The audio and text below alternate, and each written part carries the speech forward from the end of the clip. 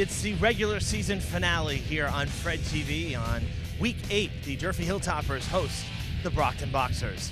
Hello again, everybody. I'm Evan Massoud. Welcome to Mac Aldridge Field at Durfee. It is senior night. It's homecoming night. We have lots of festivities going on today, including the Week 8 football game, Durfee's 7th of the season. Hilltoppers coming in, still looking for that first W. The last time we saw them, a tough night against Dartmouth. Low-scoring game, but the Hilltoppers unable to grab any points in that one. They lost 17-0 to the Indians. Brockton, on the other side, has not had a bye. They're 6-1. They actually played Dartmouth the week before us. They beat the Indians 50-7. Their offense has been prolific this season. They've been a real challenge for all of their opponents, hence the 6-1 record. Hilltoppers coming off of a bye last week, so they've had 2 weeks of rest and preparation for this one. It's going to be a tough task. The Boxers always play Durfee tough. And this year, the Hilltoppers, in their rebuilding year, after losing so many seniors a year ago, will definitely have their hands full with the team from 40 minutes north of here. We'll have all the action next, starting with the pregame senior night ceremony. That's coming to you live right after the break. Stay with us on Fred TV. Week 8 kicks off next. On Saturday, November 19th, from 9:30 a.m. to 12:30 p.m., the Guns for Grocery Committee will be collecting unwanted guns and giving grocery cards to citizens that turn in weapons. This is a regional effort with locations in both Fall River and New Bedford. In Fall River, the location is the Blessed Trinity Church at 1340 Plymouth Avenue, and in New Bedford, it's the Pilgrim United Church at 634 Purchase Street. The goal of the Guns for Groceries program is public safety. We want to eliminate unwanted guns from our community. However, if you have a gun that you want to keep, we are also passing out gun locks. I want to stress that there will be no questions asked. Bring in a gun or multiple guns and you will receive Stop and Shop grocery cards and a Domino's pizza certificate. Participants will receive $75 for each long gun and $100 for each handgun. BB and pellet guns are also welcome, but will only receive a pizza certificate. Again, that is Saturday, November 19th from 9:30 a.m. to 12:30 p.m. at the Blessed Trinity Church, 1340 Plymouth Avenue in Fall River, and in New Bedford, the Pilgrim United Church, 634 Purchase Street. Come by to turn in an unwanted gun or pick up a gun lock. Welcome back, everybody, to Mac Aldridge Field. Evan Massoud with you from inside the booth now. The Hilltopper, I almost said Patriots. The Hilltoppers are on the field as we are ready for the senior night pre-game ceremony here. Busy day at Mac Aldridge Field for the final regular season game as the team is lined up. I'm going to turn it over to the public address announcer, Bill Thuran, for this pregame ceremony. Enjoy as we honor the class of 2023. Thank you for all that you have done for your programs and Durfee High School. We wish you all the best in your future endeavors. Starting with our senior marching band members. Mia Plord, with her mother, Candace McKenna.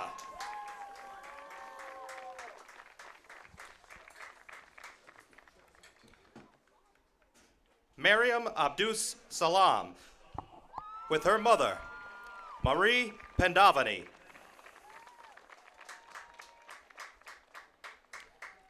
Yassine Mahmoud, with his brother, Omar Mahmoud.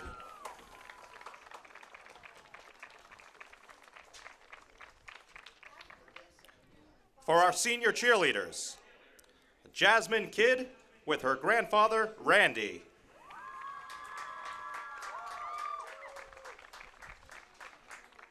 Sashari Hidalgo with her mom, Kenya Menea, and her boyfriend, Giovanni Beltran.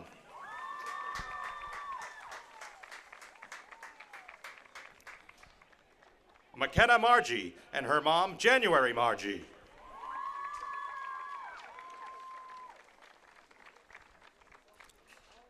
Cynthia Mascarenas and her mom, Lucilina Fernandez.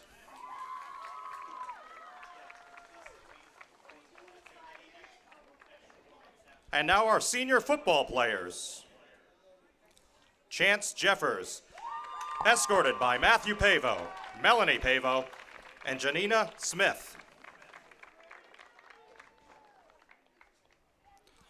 Aiden Ferreira, escorted by Shannon Leary and Jason Elliott.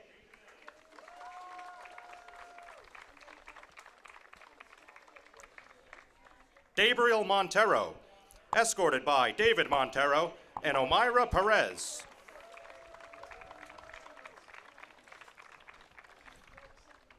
Miguel Mercado, escorted by Nina Aguilar.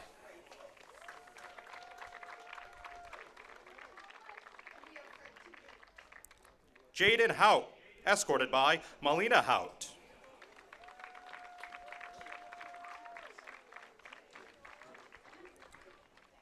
Lensley Celestin, escorted by Ed Matenis, Taylor Brown, Tim Powers, Vondell Langston, and Shakira Cadet.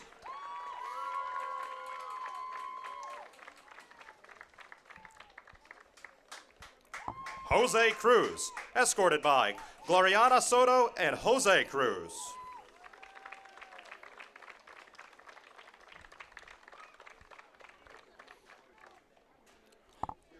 Adrian Ramiro, escorted by Taylor Brown, Tim Powers, and Vondell Langston.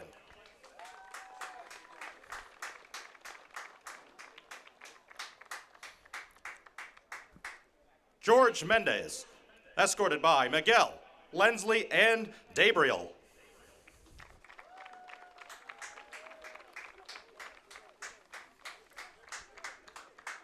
Tyrone Edwards, escorted by Tyrone Edwards and Crystal Souza.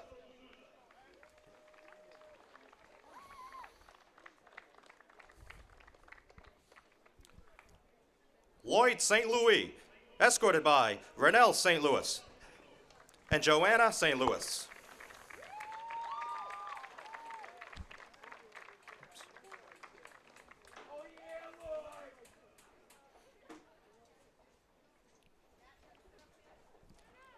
Thank you again to all of our senior marching band members, cheerleaders, and football players.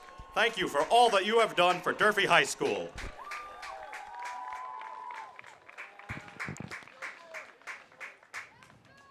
That concludes the pregame ceremony here at Durfee High School. All of the senior class here for the marching band, for the cheerleaders, and for the football team. So we're going to take a break here as we get ready for kickoff. We're about 10 minutes away, so we hope you'll stay with us. Live football coming up right after this. Today's official. Hi, my name's Emma Gomes, and today we are at Durfee High School where they're holding a college fair. Students will get the opportunity to learn and talk to different colleges and see which one might be the right fit for them.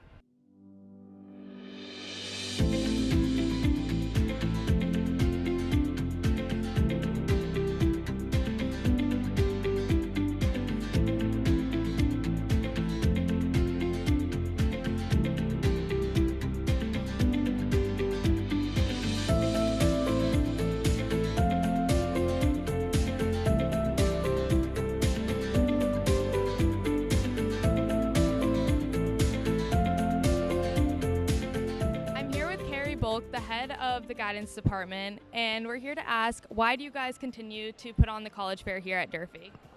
We're really excited to have the college fair back here at Durfee High School. We had a 3-year pause due to the COVID pandemic, so we're excited to have things back in person again this year. And we want to have options for students. We have over 50 colleges, universities, technical schools, military branches here for students. So everything is really at their fingertips here, so students can see all of the options that are available to them for life after Durfee High School. So it gives them an opportunity to interact with representatives from each of these institutions, ask questions, get more information, and just hopefully have some options and different, plans that they can think about. We usually target this fair for seniors, but we do have students in all grade levels that have been coming and attending the fair with their teachers. So as much information as we can give to students to be able to have a plan, the better.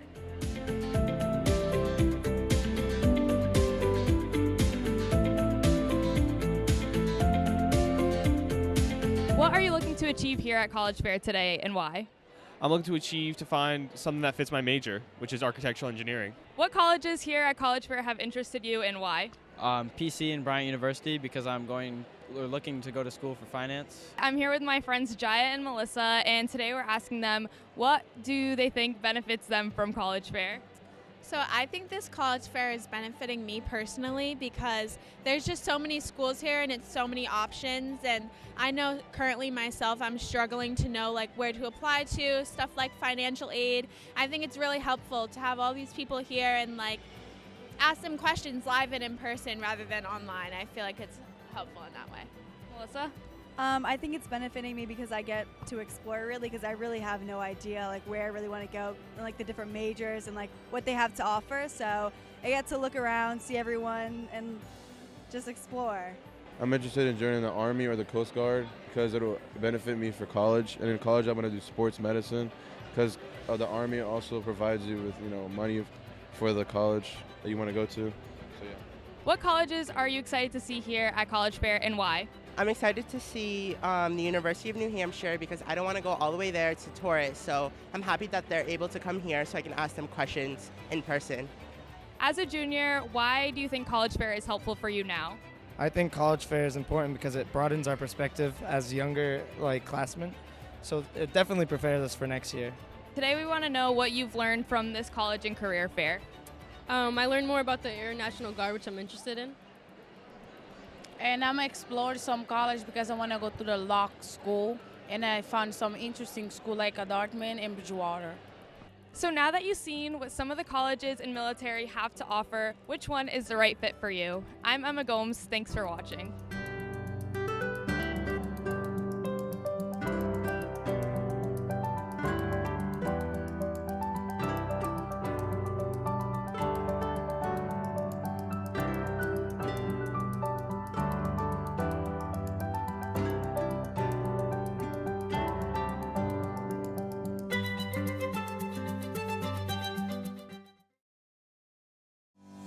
Watapa Rowing Center is uniquely located on South Watapa Pond in Fall River, the only school of its kind in the region, tuition-free and open to all. At Watapa Rowing Center, we're really looking for you. There's so much potential here, guys. Like, you can be a part of something so cool.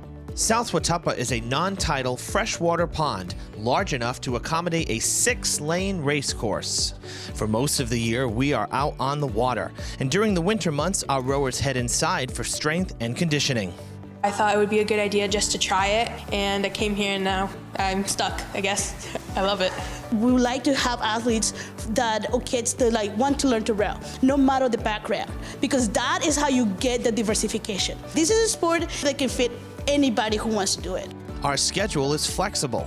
When you are ready, we are here. We want to make you the best you can be. We're kind of up and coming. What we want is to make sure that rowing is accessible to anybody and everybody who wants to try it. From your first practice to your first regatta, our experienced coaches will be there to support and encourage you. WRC Fight! I've been looking for a new hobby, so I tried it out the summer program and I really liked it. At first it's going to seem real hard, but the more that you do it, the easier it gets. Student rowers learn hard work, dedication, and integrity, vital skills that directly transfer to real life off the water. Crew is the ultimate team sport. Ready and go! 5, yes! When we get in that boat, we know we all have to watch out for each other, make sure we're all doing our jobs, because each part of the boat has their own job. And if you're not doing your job, then someone else is going to suffer. Rowing can be another course to higher education. You might even be eligible for scholarships. Our goal for us as coaches, right, is to build that foundation right now, get those kids, get high school kids, get middle school kids that might like to do it, and hopefully they love the sports as much as we do, that they want to take it to the next level. At Watapa Rowing Center, there is so much to see, so much to learn, and so much to love, and it's right here where you live. For more information, visit our website at wataparowingcenter.org.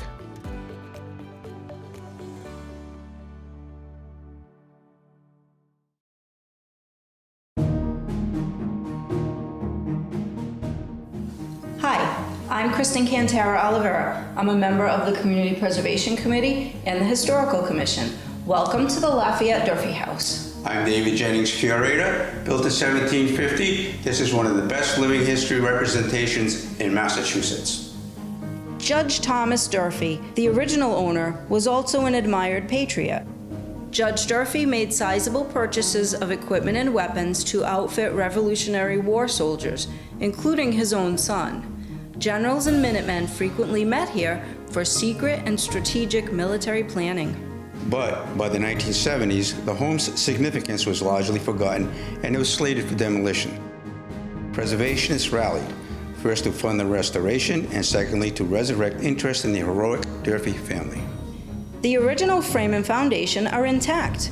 Craftsmen worked tediously to repair or replace decorative elements. Visitors are encouraged to handle artifacts and work alongside artists. The Lafayette Durfee House is included in the National Register of Historic Buildings and exceeds standards of the Secretary of the Interior. However, time continuously ravages the one-of-a-kind structure. Grants from the Community Preservation Committee, as well as monetary contributions, spearhead the efforts of tireless volunteers. CPA funds have supported thousands of significant projects in Massachusetts. Thank you for your continued interest in community beautification and betterment.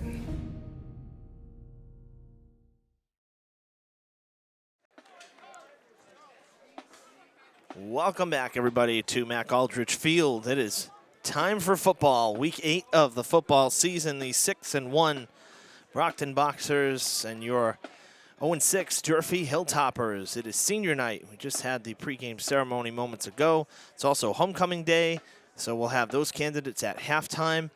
Lots of festivities, as we mentioned in the open here on the final weekend of October, Saturday the 29th. Today is the cutoff day, the final day for the regular season.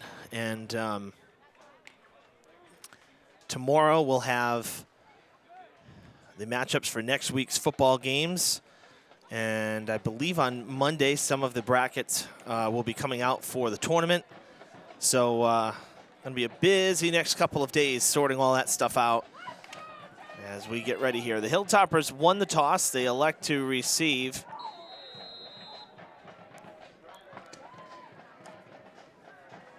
.59 degrees here. Nothing but sun at Durfee High School. John Dumas getting ready to kick it away for the Boxers, who will kick south to start it off. That's taken by Jaden Hout to start things off. He's tripped up across the 25-yard line. We are underway. Dumas's kick is fielded by Hout. Tackled by number 47. So we'll see the Hilltoppers offense here for the first time.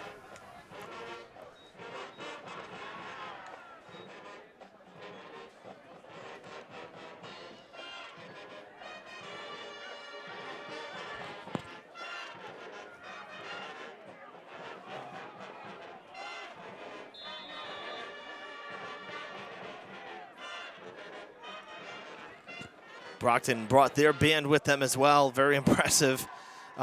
Makes me think of Dartmouth a little bit. Huge numbers on both football and the marching band for the Boxers. Played a little bit pre-game, and it sounded fantastic. No gain on the play. 2nd and 10.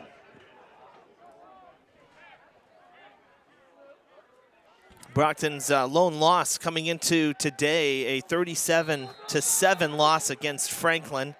And that was back in week 2 on September the 16th. Since then, 5 straight wins. They're averaging close to 50 points a game on offense. A 42-34 victory against Lincoln Sudbury. 52-17 against Natick. 50-7 against Dartmouth. 59-44 against Pinkerton Academy. And last week, beating the Whalers from New Bedford 35-24. So very tough team, as I alluded to early in the broadcast during the open here. Boxers have a very strong offense. You can see that they are allowing some points, but the offense is certainly making up for any defensive shortcomings. And here, the defense off to a good start for Brockton. They forced Durfee off the field on 3 plays.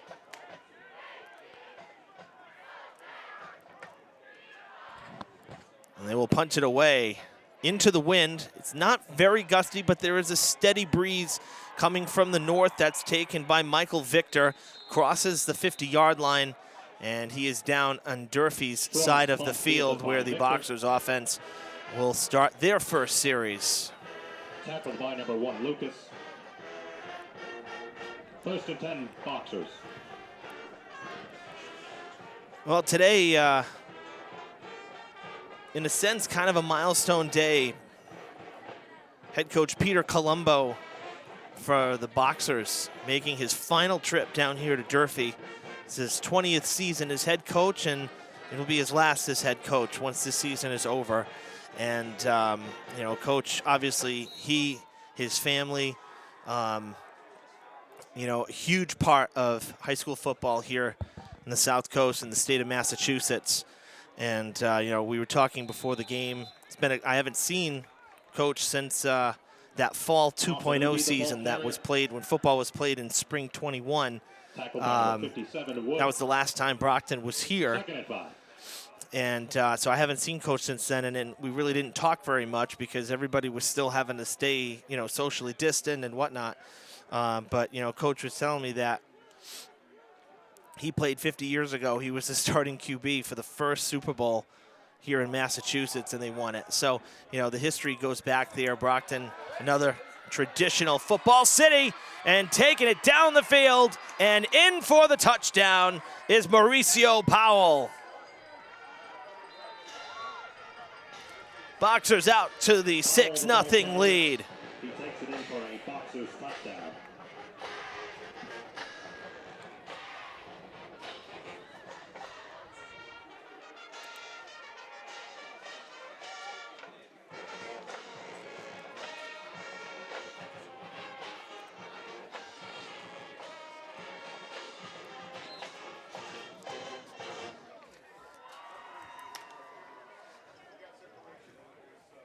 Getting back to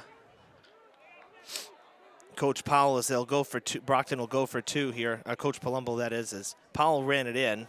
Now they'll little floater to the end zone. It is incomplete, so no good on the 2-point conversion. It looks like they were targeting Lorenzo Santos there. He was in the back. It's listed as a linebacker, but may have been there as a receiver because that's where the ball went. Needless to say, incomplete, and it'll stay 6-0. But you know, Coach Palumbo was coaching. He started head coaching right around the time that Durfee's head coach, Taylor Brown, was heading out of high school. Same with Mark DeBrito out in, you know, in New Bedford, the head coach out there. So Coach Colombo's been around, and, you know, he told me pregame, he said, you know, I want you to know, and I want it known how much respect I have for these younger coaches now who are coming in and or have been around for just a few years now, and they're doing what I did, meaning Coach Palumbo, what he did, you know, when he first started, and, you know, trying to carry on traditions here. You know, New Bedford, Durfee, and Brockton have a long history, you know, for high school athletics here in the state of Massachusetts, and you know, tradition is what it's about. You know, it's difficult at times. You know, populations become more and more transient. You know, as you know, as the years go on, it's just the way it is. It's the way times have been. But one thing that's constant is, you know, tradition. And all 3 of these cities very rich in tradition here. So, you know, we thank Coach Palumbo for his contributions here in the state. I wish him all the best in his retirement. It's been a pleasure, you know, getting to talk with him every other year when they come here to Durfee. So, best to you, Coach. Thanks for doing it the right way.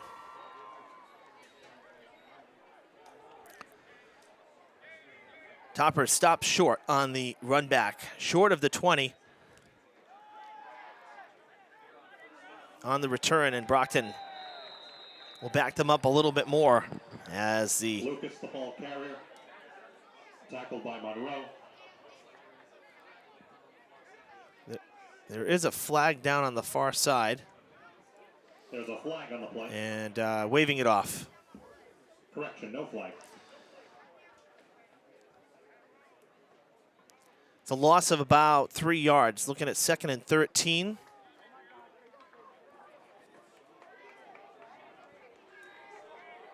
Tough to see exactly where. It looks like about the 13-yard line. Rolling out. Chase coming to the near side, going to flip it off. It's incomplete. Oh, it was caught, excuse me.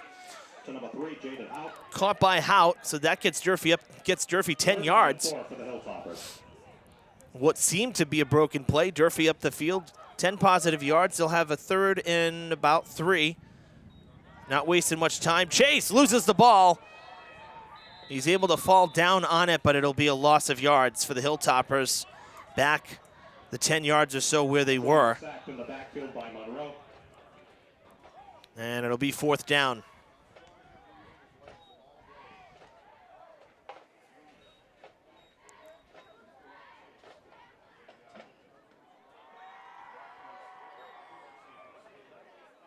And Durfee will have to punt it away.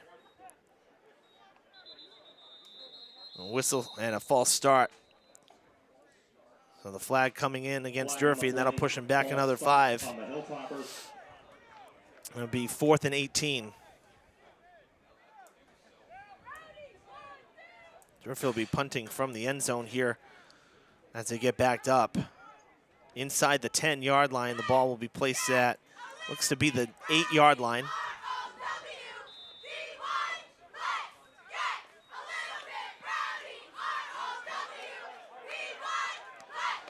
The punt dies at the 20, 22-ish. Not much distance at all. Durfee making the change. KJ Strong, the QB, doing the punting duties today.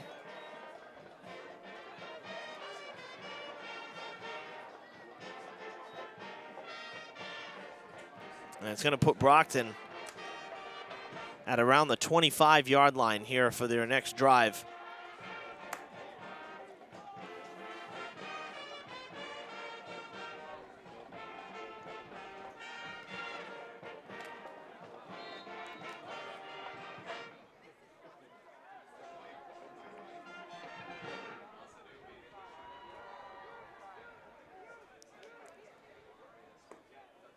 Quarterback Ko Asanubi getting ready for series number 2. He'll tuck it under the arm, cut back in, and pick up about 3 yards. Tackled by number 2, KJ Strong, and number 57, Nick Wood. 2nd and 7 for the Boxers.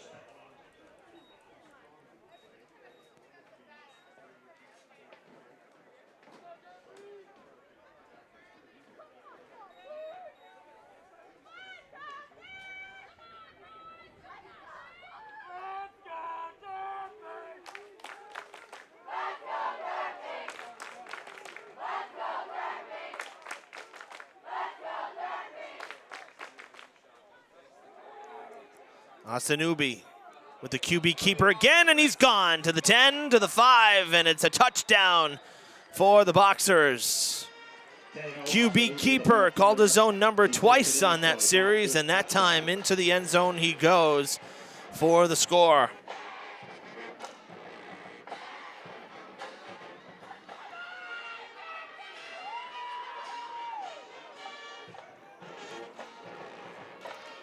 (12-0) Brockton.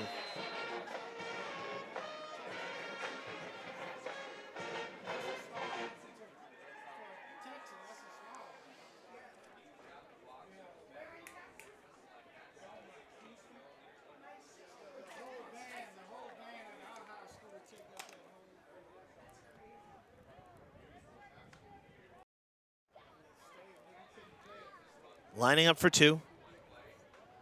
Oh, they go with the reverse. They hand it off there to Christensen Paul, and he's wrapped up. So the Boxers stopped at the goal line on 2-point conversions twice. So the Hilltoppers goal line defense getting the stop here on 2 touchdown drives, and it's going to stay at 12-0. Two-point conversion attempt is unsuccessful. Tackle made by Nick Wood. 7:16 to play in this first quarter. Slow-moving first quarter with the 4 changes of possession already and a couple of scores.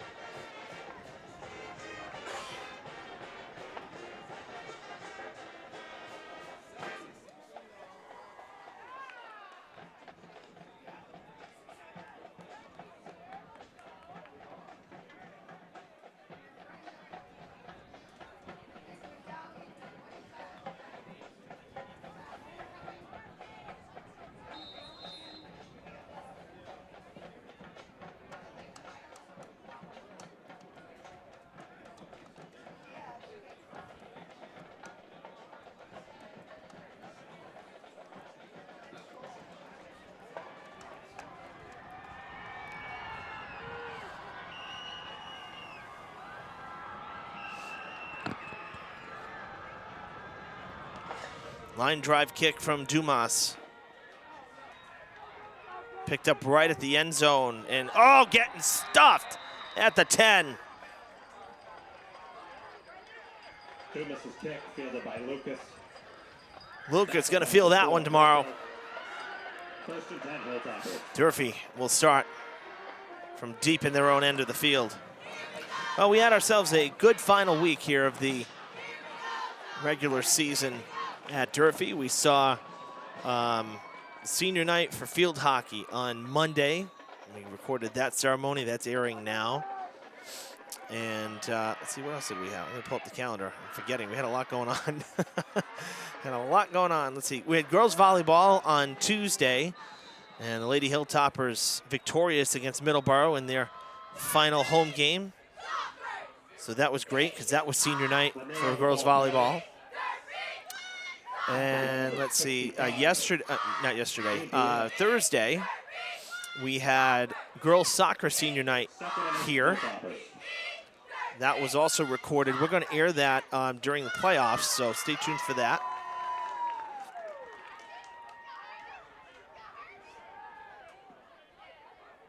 Hilltoppers won that game 1-0 against Dighton Rehoboth.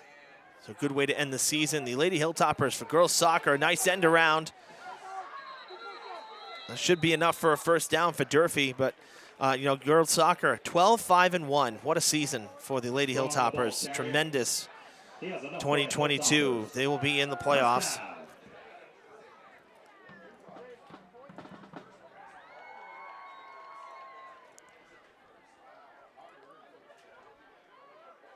So Durfee moves the chains for the first time today. And again, next week we'll be waiting to find out playoff information, but prelims for volleyball start Wednesday, field hockey Thursday, soccer Friday. And again, that's just, you know, the dates for the starts. Football comes loose. It looks like it will be Brockton ball unless it went out of bounds. Strong, the ball carrier.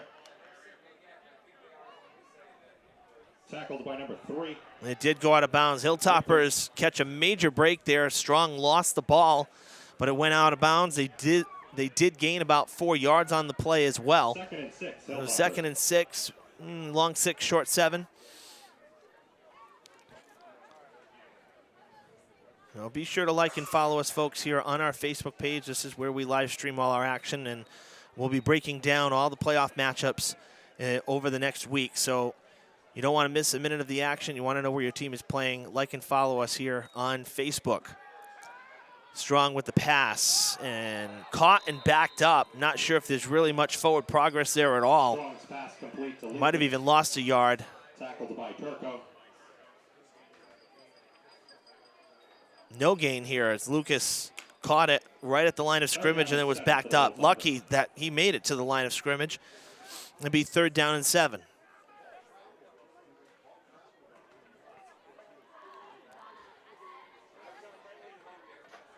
You know, those are the kinds of plays you say, wow, he didn't get back to the line. But, you know, Strong is having to back up because the line is so big for Brockton. he's having to back up to give himself room to throw. He's already 5 yards behind the scrimmage, and then he backs up another 5. So ball's in the air for 10 yards, but you're not getting much out of it. Scrambling, Strong, coming towards the sideline, throwing on the run, wide open at the 40. Caught by Alvin Gaston. Gaston down the sideline, tackled at the 20. A mad dash to the red zone on what looked like was going to be a broken play. Strong's pass to number 4, Alvin Gatson, is complete. How about that? Tackled by number 3, Victor. Good enough for a Hilltoppers. The freshman wideout, Alvin Gaston, getting open in the secondary and taking it down to the 20. Assistant coach Timmy Powers telling me pregame that getting some freshmen in to varsity action now at practice as the season's gone on here.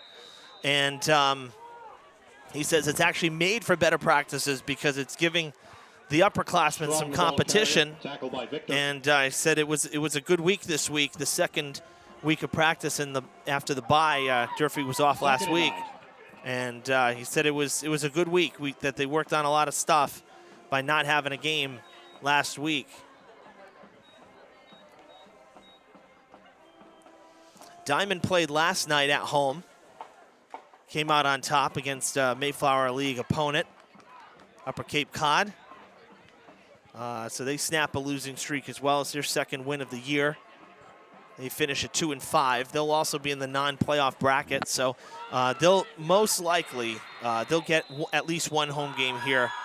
We'll have a timeout on the field before this next play. Hilltoppers.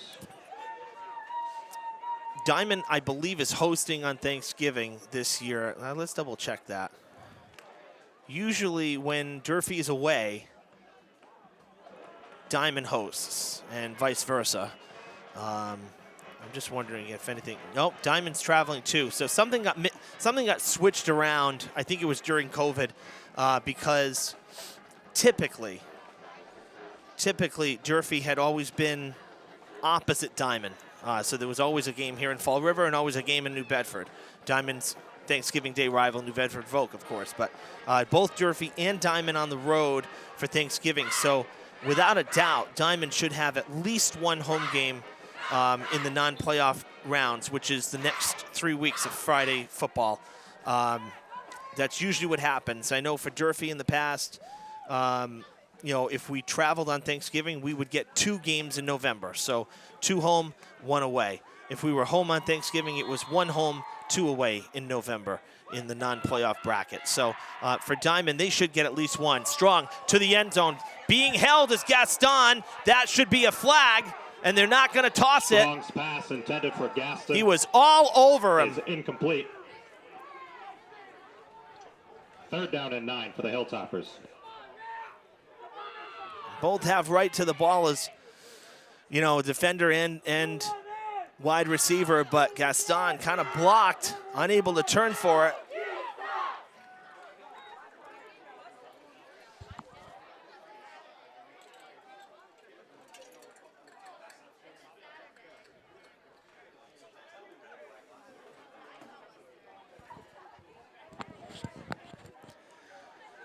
I like the play call. It's not the result. 3rd and 9. We've seen pass interference called for much less than that. Strong passing, incomplete, nobody home. They bring up 4th down. He got hit late in the back as well. Strong's pass he went down in the backfield. Incomplete. And it's 4th down and 9. I mean, at this point, this is the part of the field you go for it.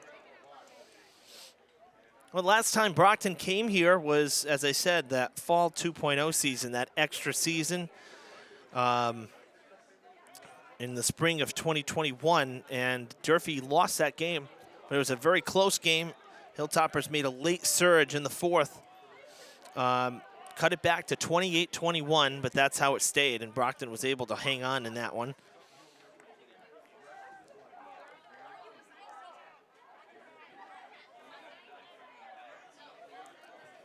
Durfee in the red zone at the 19. 4th down. 9 yards to go. That is going to be, let's see, it was movement on both sides. Durfee's getting called for the false start. We also saw one of the linesmen for Brockton jumping over right at the same time Durfee had motion as well.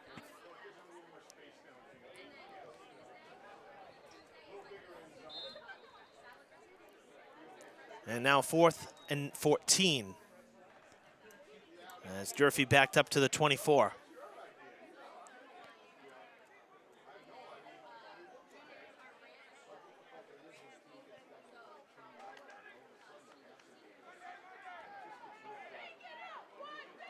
Brockton scrambling, defense not set. Strong backing up, pressure coming again, gonna let it fly. That's just a loose ball, and it's incomplete, should have been picked.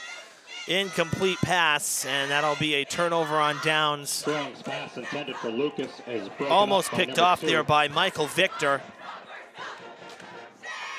And the Hilltoppers come up empty despite a couple big plays there on offense to get them down into the red zone. So a turnover on downs with 3:20 to go in the first. The Boxers will take over on downs, 1st and 10.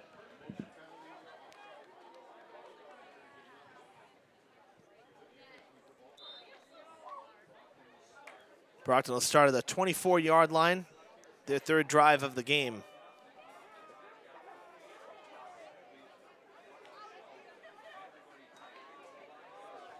They go to the ground here, right up the chute.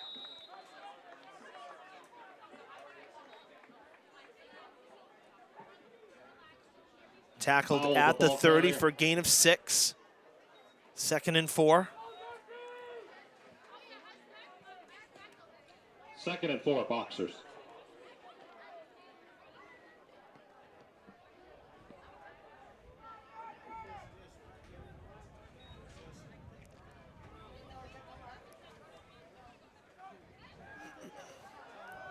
They go to Powell. Powell says, see you later. His 2nd touchdown of the day. This one, a 70-yard dash to the end zone. Hand off to Powell. He takes it in for a Boxers touchdown. Wow. Explosive.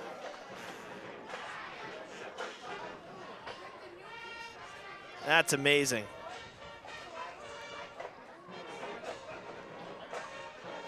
The senior, Mauricio Powell, had to change his number to start the game here. He was wearing 15, but the jersey was damaged, so he's wearing 27 today. Having good luck with it. Maybe he'll stick with it. Boxers will kick this time as Dumas is out there after 2 failed 2-point conversions in this first quarter. Line drive kick will be good to make it 19-0 Brockton after 3 first quarter touchdowns.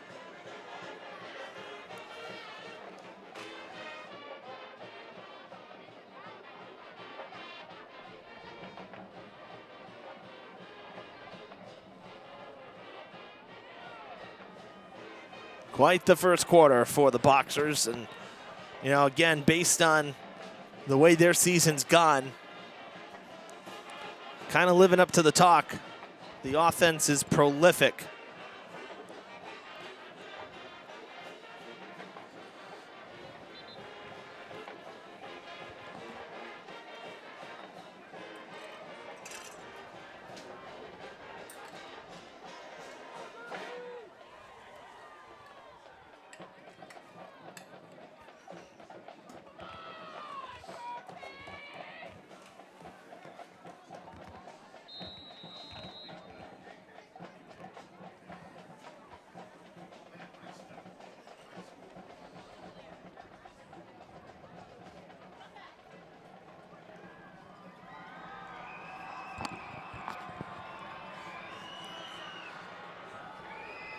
Boxers will fire away.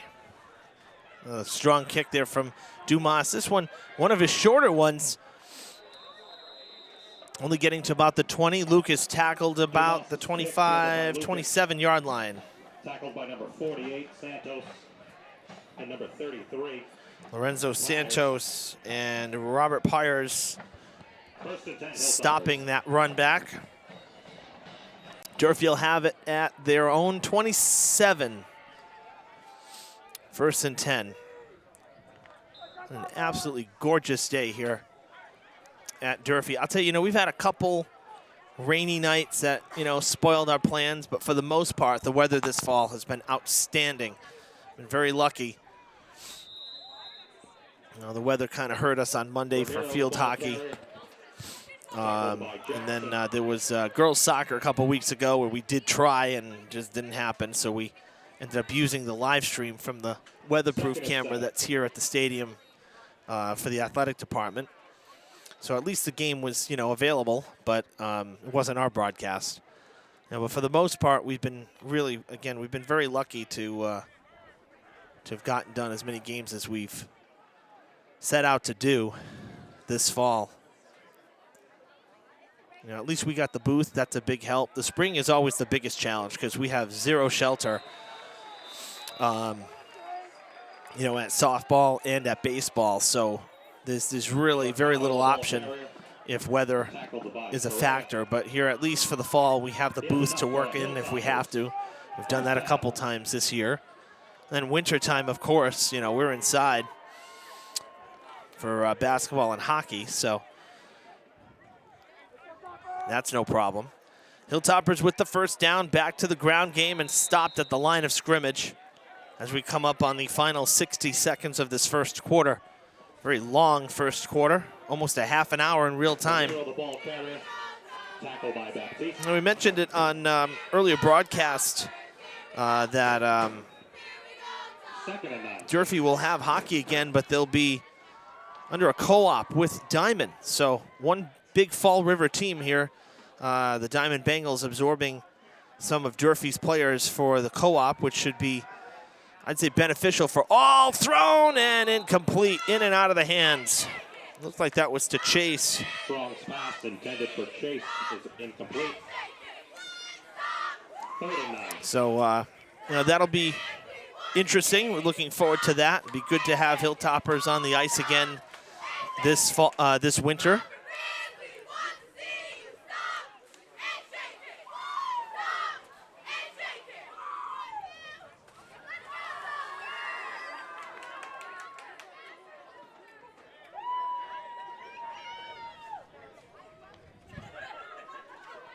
Third down and 9, 43 seconds left in the first. 40-yard line for Durfee. And they get to about the 45. Mercado, the ball carrier. That time going to Mercado, his first. 4th down and 4.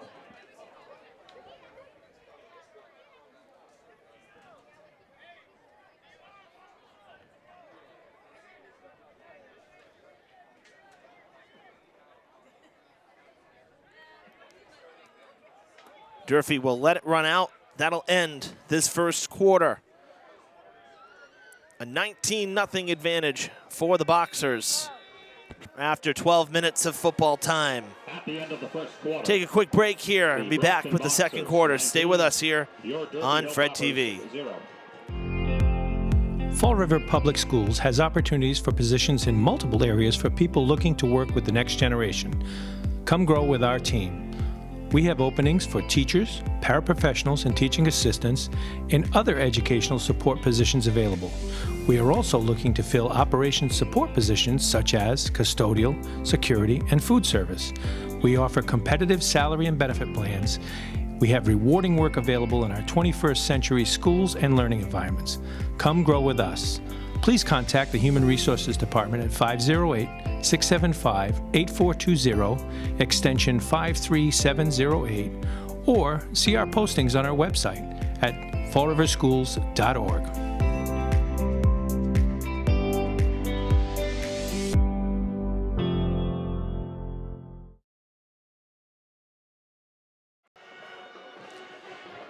Back here at Durfee is the Boxers living on a prayer, playing some Bon Jovi. 19-0 the score. Hilltoppers looking at a 4th and about 4 at their own 45. And gonna go for it.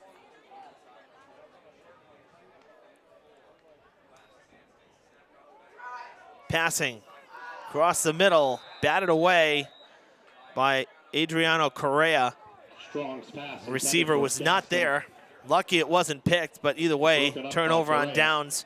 Brockton getting it right around midfield or just south of midfield. They'll be on Durfee's side of the football field.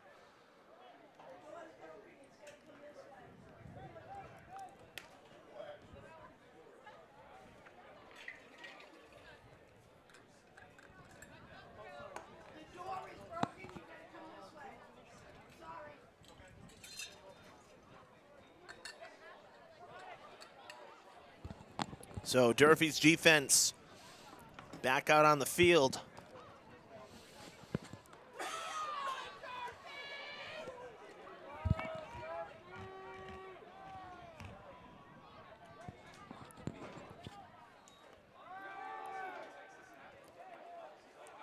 Still on his feet, Asanubi down, one play, 45 yards. Touchdown. There is a flag in the backfield. A Hilltopper is down. He takes it in for a but this touchdown should count. Let's see. Oh, they're calling a hold on Brockton. So wait a minute here. Holding on the Boxers.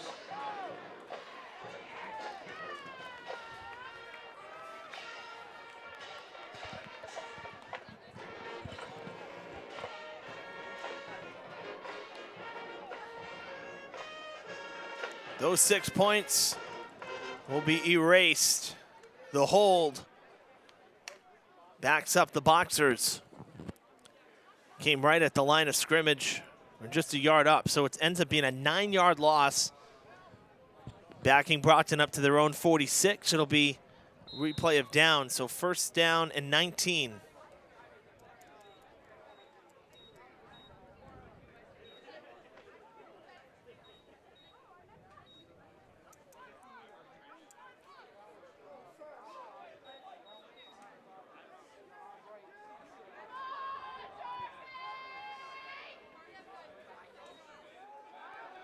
They go to Powell. Powell cuts outside, sideline, still on his feet, knocked out of bounds after about 20 yards or so. And Powell up over 100 here. We're just, Powell, the ball carrier. Just into the 2nd quarter, but had a 70-yard touchdown earlier. 1st and 10. He's already over 100 yards unofficially.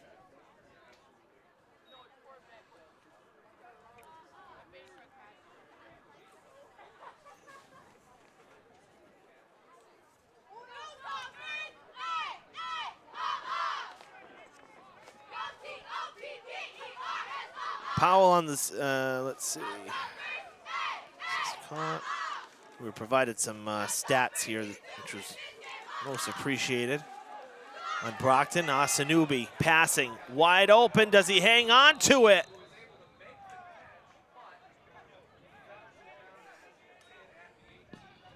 It was caught Pass is complete by Monroe, the tight end. I don't think he was ever touched. Obviously here in high school, down by the knee. That was a great catch, though. Had to scoop it, almost overran it.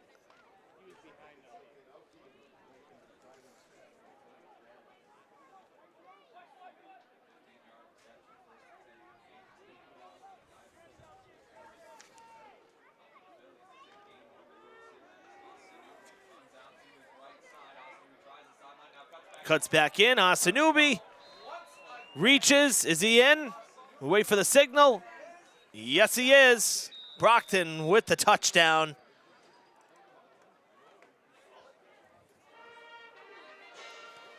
So Asanubi with 2 and Powell with 2. Both of them lead the team in cumulative rushing. They're up in the top 3, I should say. Now they lead the team. Montero was there as well, but coming into today through 7 games, Powell had 602 yards, Osanubi with 713. Montero was at 622. He's been passed by Powell today.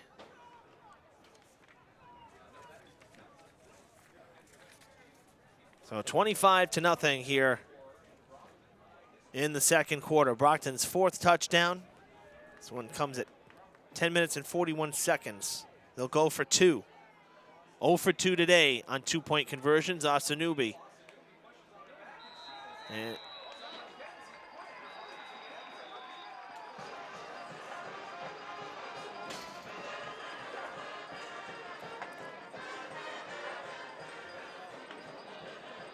Quinn, the ball carrier. He takes it in for a Boxer's successful 2-point conversion.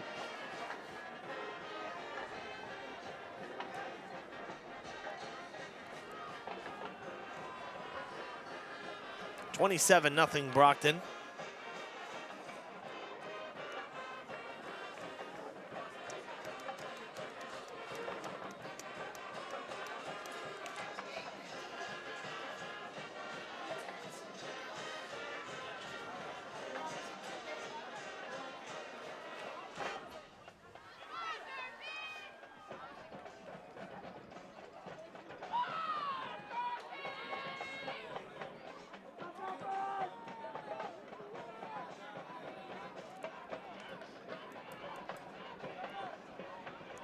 Brockton making some history a couple weeks ago in their game at Dartmouth High School.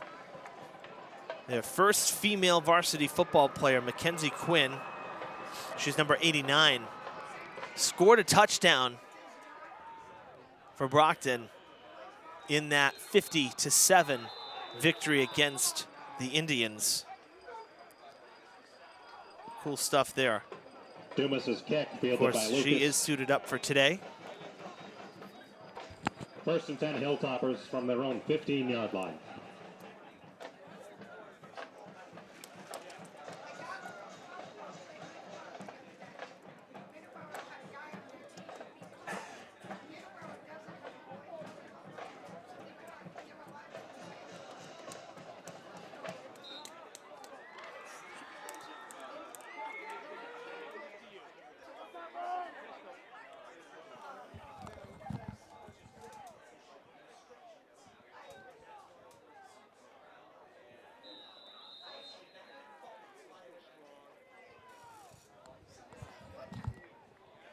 Handoff to Ramiro.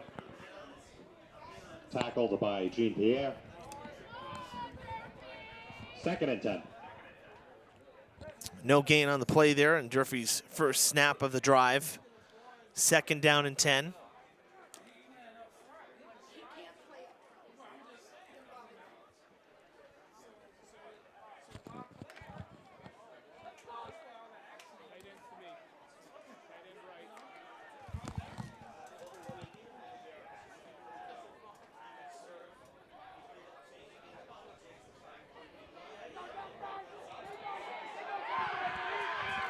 Knocked out of bounds around the 40. There's a flag in the backfield. Back near the line of scrimmage. Flag on the play.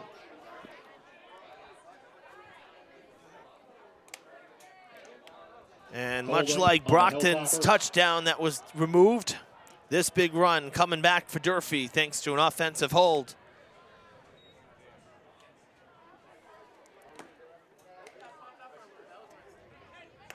Well, the Hilltoppers get the bad news.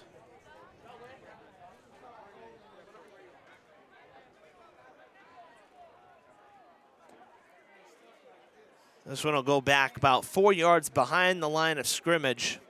So it's going to be 2nd down and 14.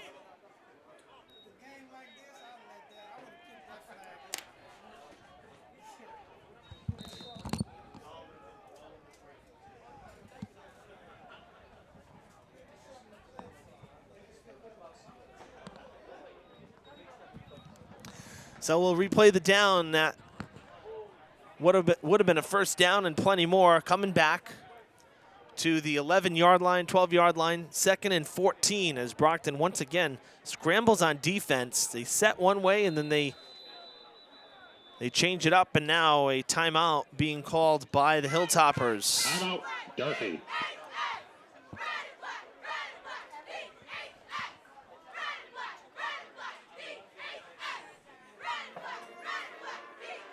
Hilltoppers had 12 men on the field, so had to call timeout before the mistake there was picked up by the officials.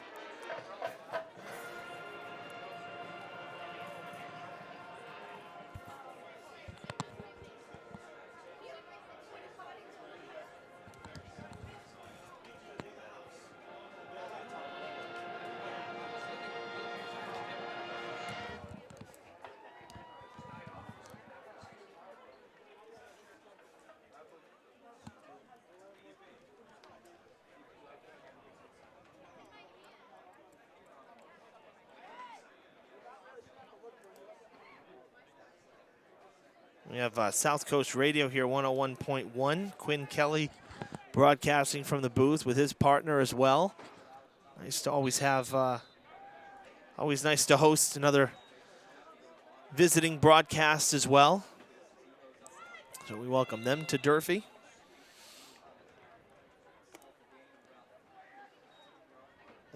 They go around to different sites, kind of pick games of the week, matchups of the week. So this is, they mentioned this early in the season that they wanted to be here for this one. So good to have them here. It was nice to hear the positive comments about our complex and the new school and the ongoing work.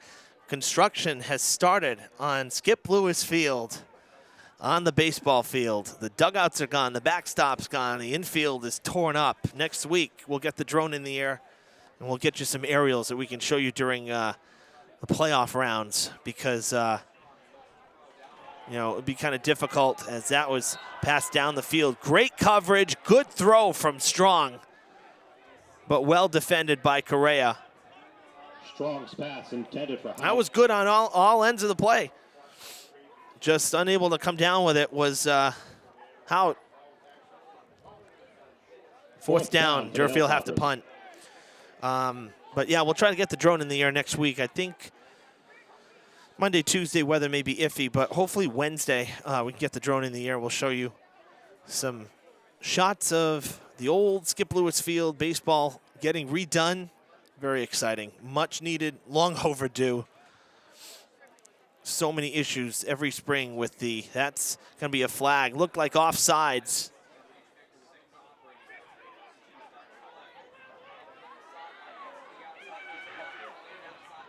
Still in play, cuts back. Tackled, another flag. Flags flying all over the place, like confetti on the field. There was a flag first, right as the ball was snapped, and I think that was offsides on the receiving team. We saw the left guard here break just a little early, and so I'm pretty sure that's against Brockton, but then we had more flags come in on this near side in the middle of the return and the chaos, so we'll wait and see here what the call is.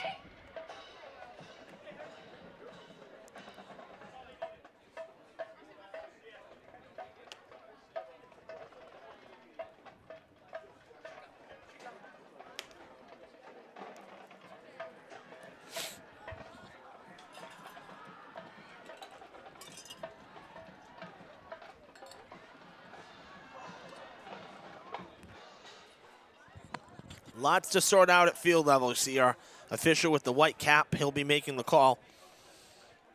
We're sending us the signals to the booth so we know. 2 fouls. False start against Durfee.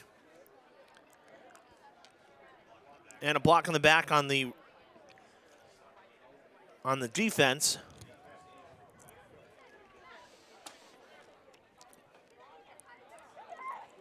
It's a good question if it was actual movement or illegal procedure, because false start is a dead play, but legal procedure, they kept it going. The because I saw movement first from Brockton.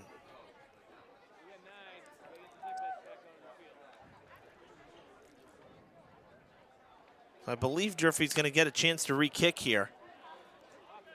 Block in the back by the Boxers.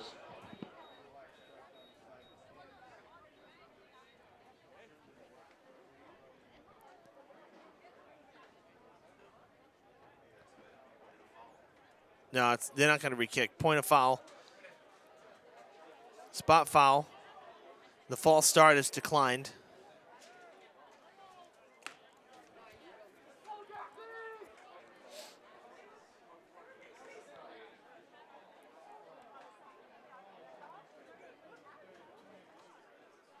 So basically, the return is null and void here.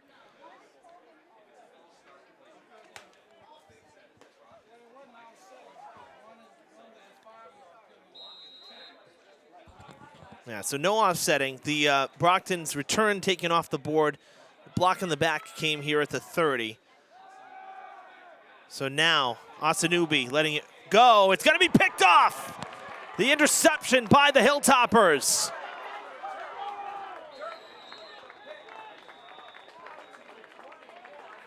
Azanubi's pass is intercepted by number 2, KJ Strong. KJ Strong, the QB for Durfee, picking off his counterpart here with 8:08 to play. Will take over on downs. And Durfee will take over the ball at around the 21-yard line.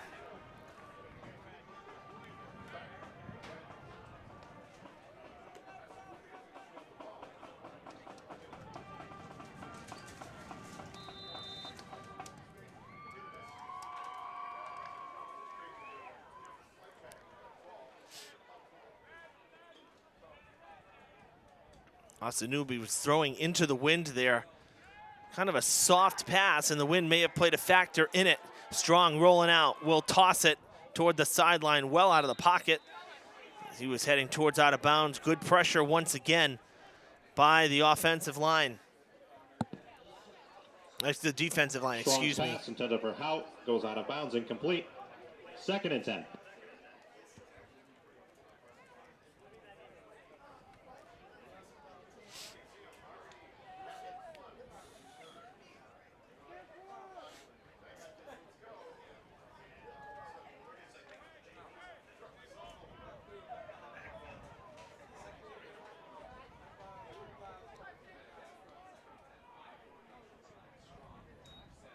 They'll pitch it out, going to the ground game. And wrapped up and brought backwards. Romero, the ball carrier. Romero. Tackled by Barnes. With looks to be a loss of a yard. Gets backed up, 3rd down and 11. 3rd and 11, Hilltoppers.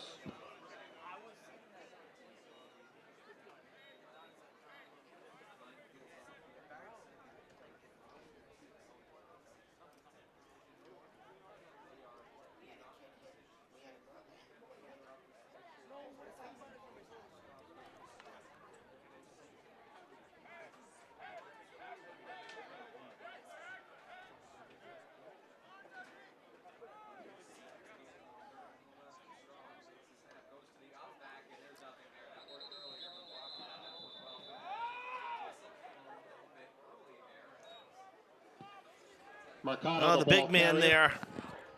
Jean-Pierre. Jean-Pierre, number 65. The junior guard. Tackle, rather, excuse me. The linesman there. Right in the middle, taking care of business. And Durfee will be forced off the field again.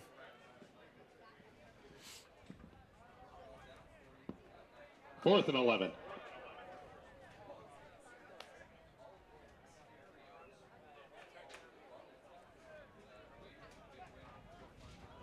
High snap, almost got away. Line drive punt, misplayed by Victor. Durfee almost got there. That was a live ball. And Victor will take it back to about the 35.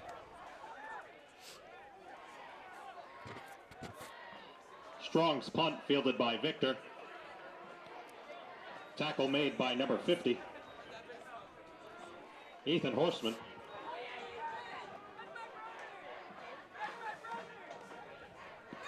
First and 10 Boxers.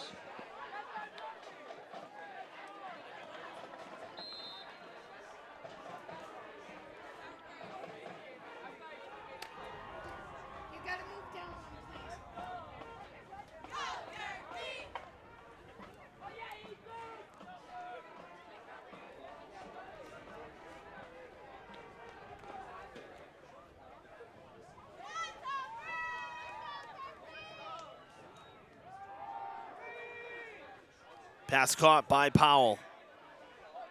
Powell taken down maybe a yard shy of the first. Capiello's pass complete to Howell.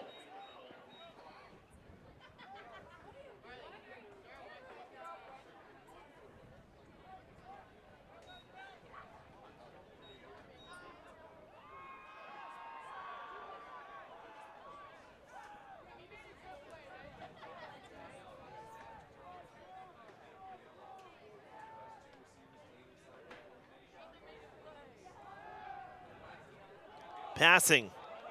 Call in and out of the hands. Oh, almost.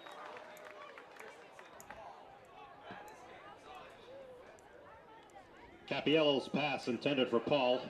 That was Capiello, the QB, Strong. second QB here today. Good pass, a little high, but almost reeled in. And it's 3rd and 1.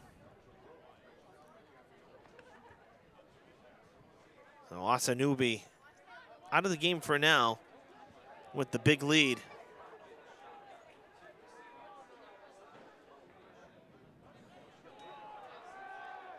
Hand it off. And Victor with the first down. Looks Hand like off to they're Victor. right at the 20-yard line. Tackled by Jeffers and Montero.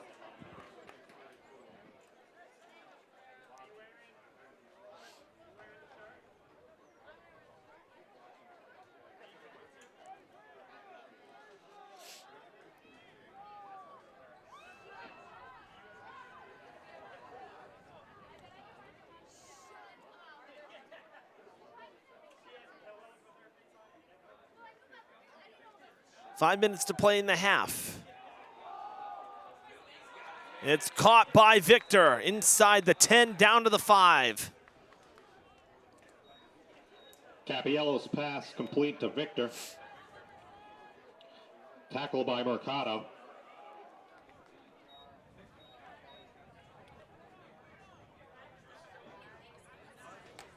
First and goal, Boxers.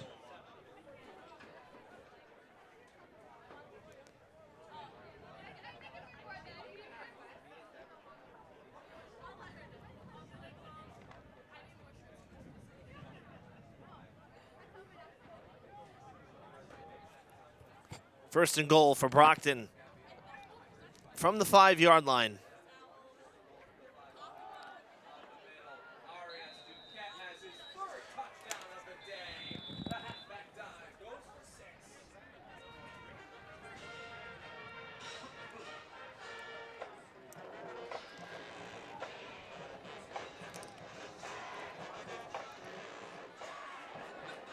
Touchdown, Brockton.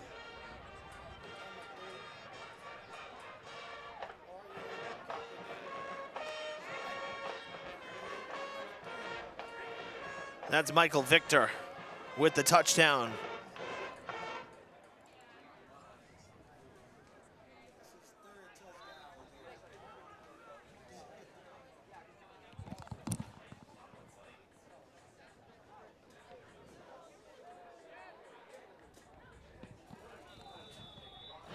Dumas's extra point is good. Point after is through the uprights, 34-0 with 4:05 to play in the game, in the half rather, excuse me.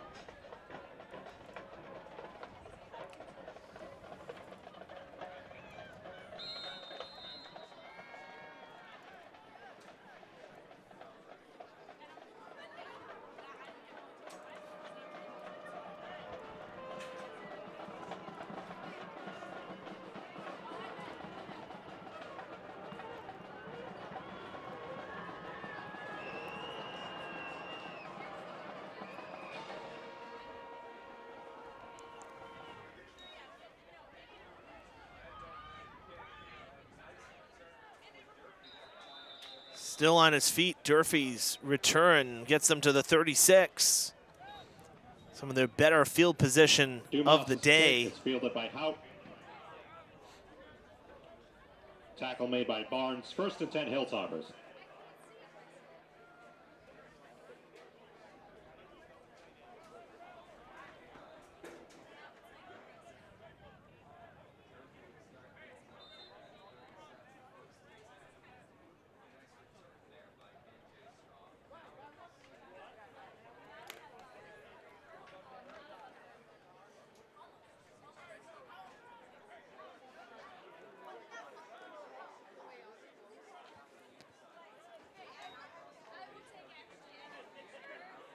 Oh, that hands to the face right there. Tackled, let's see, forward progress got him to the line of scrimmage. The ball carrier. But that's it. Tackled by Correa and Baptiste. 2nd and 10.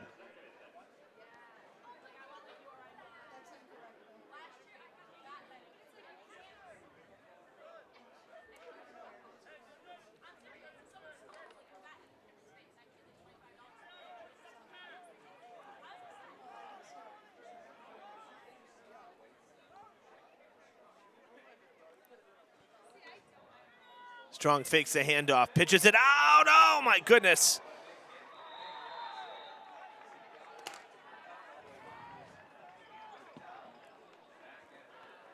Dangerous play right there. Mercado. Loss of 3. And Durfee will be looking at a 3rd and 13. 3rd and 13. Ball at the 33-yard line. The almost non-existent pocket. Thought it was bad at night. It's worse during the day with the glare of the sun. You can't even see the lines.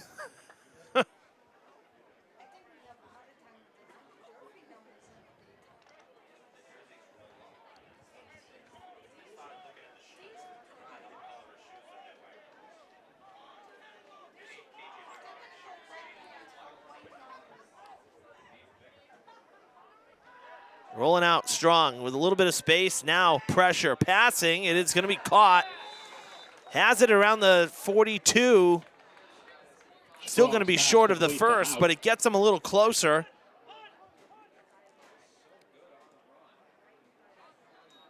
Yeah, right to the 42. That's decent. Strong has really had to be mobile today with all the pressure. Going to be 4th down and 5 as the clock keeps rolling. We're under 2 minutes. And are they going to punt? It looks like they're going to punt it away.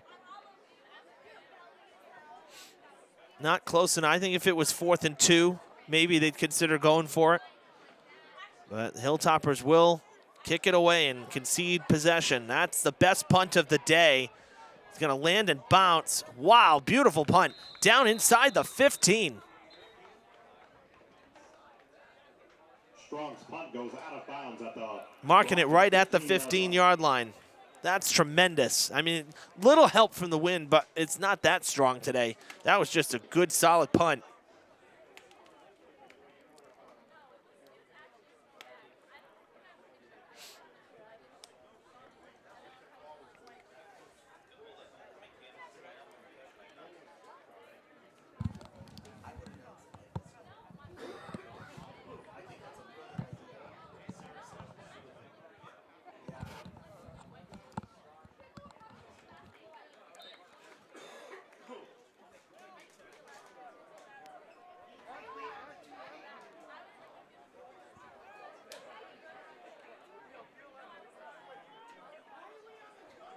Ball was placed at the 20, but it went out of bounds at the 15.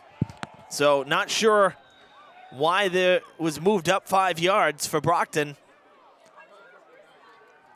The ball clearly was out of bounds at the 15. And in fact, that's where 2 of the officials went as well. So that was a little bit strange.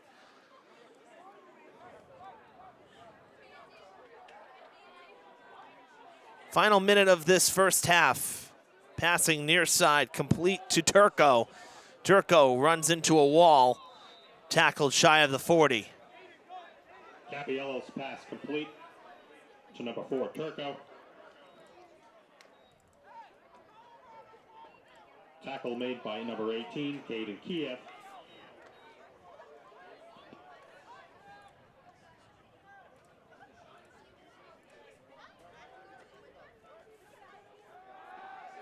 Remind you, we'll have the homecoming candidates ceremony here at halftime. Broken up, beautiful play. Great coverage there by KJ. Yellow's pass intended for Paul is broken up by number 2, KJ Strong. So we invite you to stay with us here at halftime. As far as I understand as well, Brockton's band is going to play, Durfee's band is supposed to play, plus the homecoming candidates will be announced. It's going to be a little bit of an extended halftime break here at Mack Aldridge Field, but we invite you to stay with us for live coverage of that. And we're down to 32 seconds here in this second quarter. Very long first half. That's what will happen when you have a lot of scoring and a lot of changes in possession. Oh, big hit. Is that a loose ball? It looked like it was forward, just barely forward trajectory. It could have been close to a lateral. Capiello's pass is broken up by number 13, Jack Souza. Jack Souza with the huge hit there.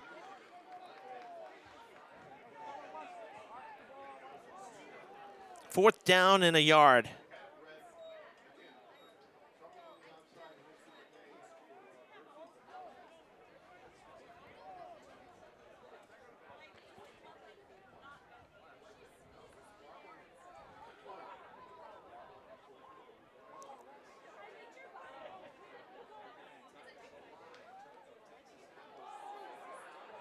And they're going to stop him on fourth down. Nice play there.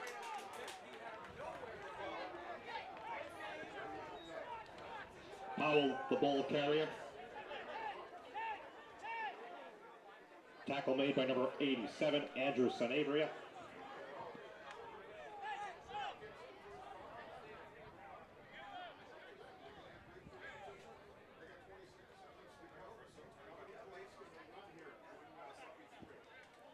The Hilltoppers take over on downs. 1st and 10. This is Durfee's first stop on defense today.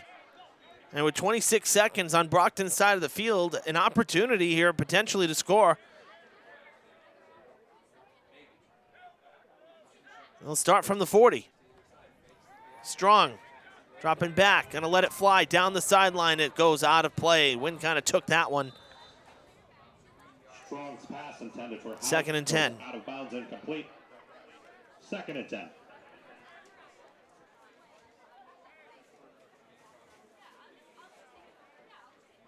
Boxers will get the ball to start the second half.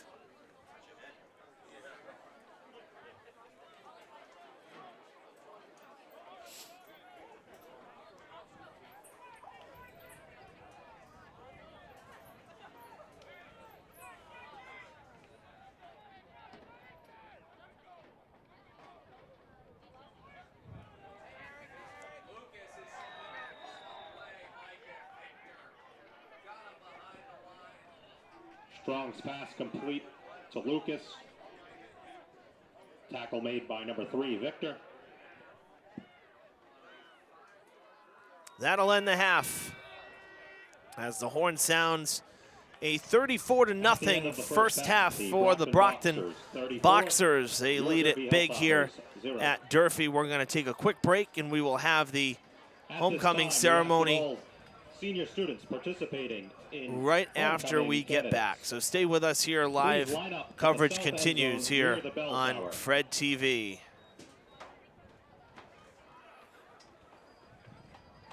Hi, my name is Laura Ferreira. I am the Director of Traffic and Parking for the City of Fall River. As the school year begins, we want to remind everyone of the school zone safety laws. Crosswalks are here for a reason. Your safety. Please use them.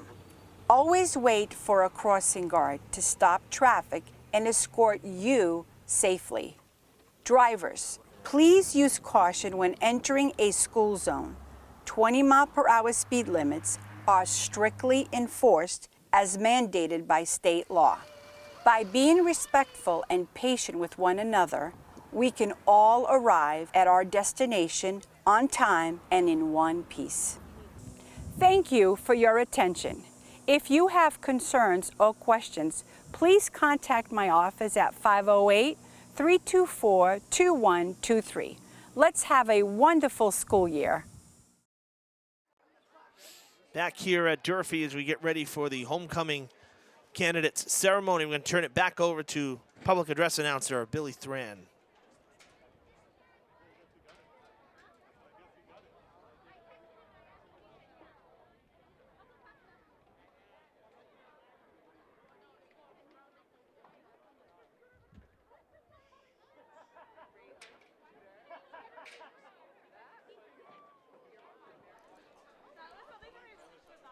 Fans, at this time, we would like to acknowledge all of this year's homecoming candidates representing various programs, clubs, and activities throughout Durfee High School.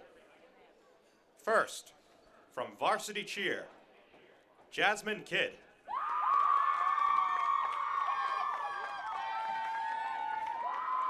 Also from Varsity Cheer, McKenna Margie.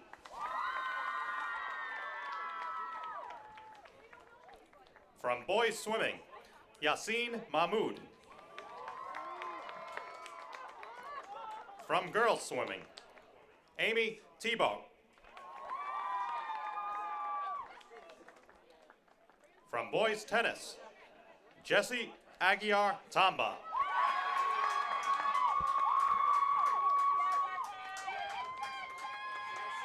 Jazz Band, Mia Plord.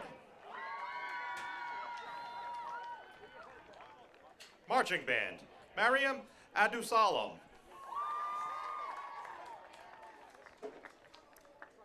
From National Honor Society, Brooke Macedo.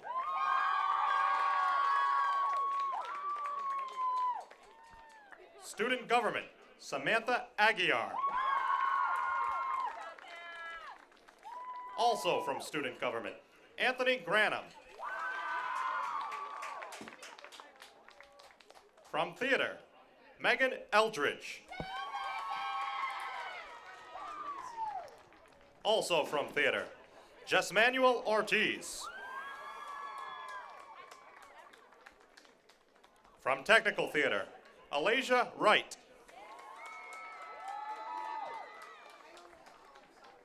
Representing Unified Basketball, Jaden Mello.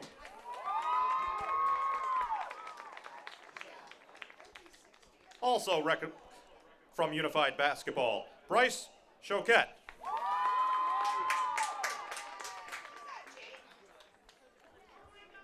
From Varsity Girls Soccer, Amelia Dias. Also from Varsity Girls Soccer, Julia Matos. From the Yearbook Club, Macy Mello. From Select Chorus, Carolyn Dupris.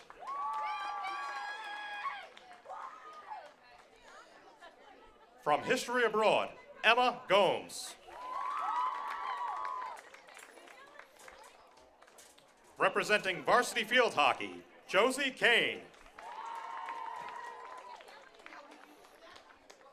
Representing Varsity Girls Basketball, Landry Karen.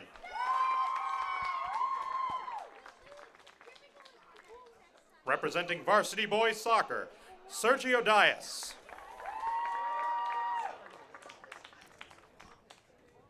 Representing the Symphony Club, Kirsten Anderson.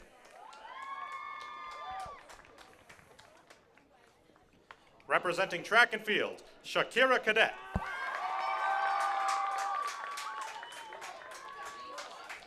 Representing the Sixth Man Club, Jasmine Kane. Also representing the Sixth Man Club, Dylan Cavaco. Representing the Interact Club, Dania Pimentel.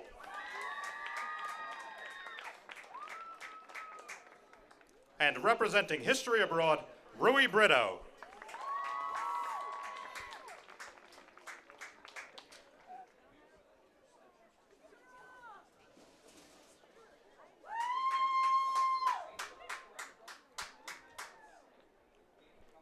Ladies and gentlemen, one last round of applause for our homecoming candidates. There you have it. Congrats to our 2022 homecoming candidates, as our public address announcer, Bill Thran, announcing everybody here at the stadium. They'll make their way off the field. We'll take a quick break. We will have, I believe, Brockton's marching band will perform first, so we will have that for you right after the break here. Stay with us. The school administration building at 417 Rock Street was built over 100 years ago by craftsmen from around the globe. And Mr. and Mrs. William Brighton, mill owners, raised their 9 children in this statement home. Decades later, the property became too costly for a single family and was gifted to the Fall River School District. Architects reconfigured the 22 rooms to accommodate administrative staff. By 2018, this historic structure was compromised, eliciting mold and water damage. Once dubbed the last big house on the hill, this extraordinary piece of architecture was in poor condition. Care was shown to restore artistic elements, including the circular railing and banister, chair rails, crown molding, antique and oak flooring. And the building is now handicap accessible. Roof work was the primary concern for the Brighton house.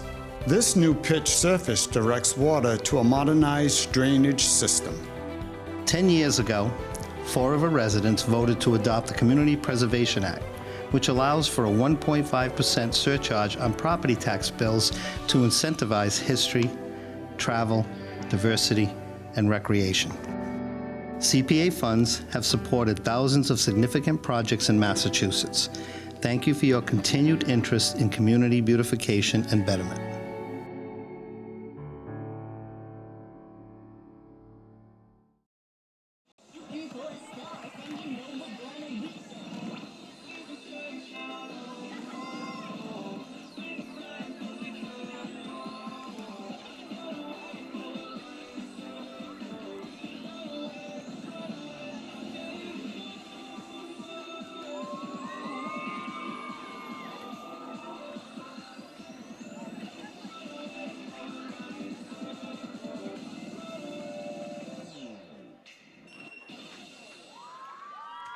As the Durfee cheerleaders with their halftime routine.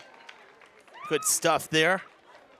And now the Brockton Boxers marching band will perform. I'd like to welcome the BHS Brockton High School Marching Band.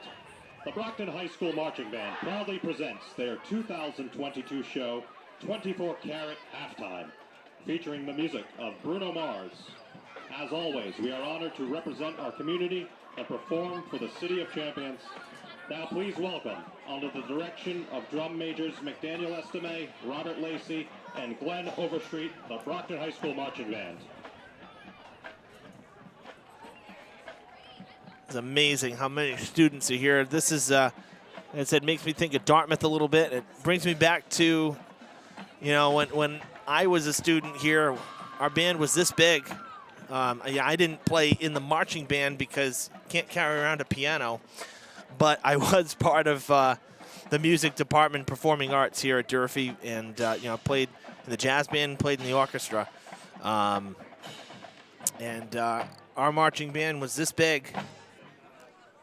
We had about 100 musicians that went to the Azores my junior year. We went to Ponta Delgada and toured all over the island of San Miguel, and man, it was something. So I hope we can get back to that here at Durfee. You know, I give a ton of credit to our current musicians for their hard work, but we need more numbers. We need this.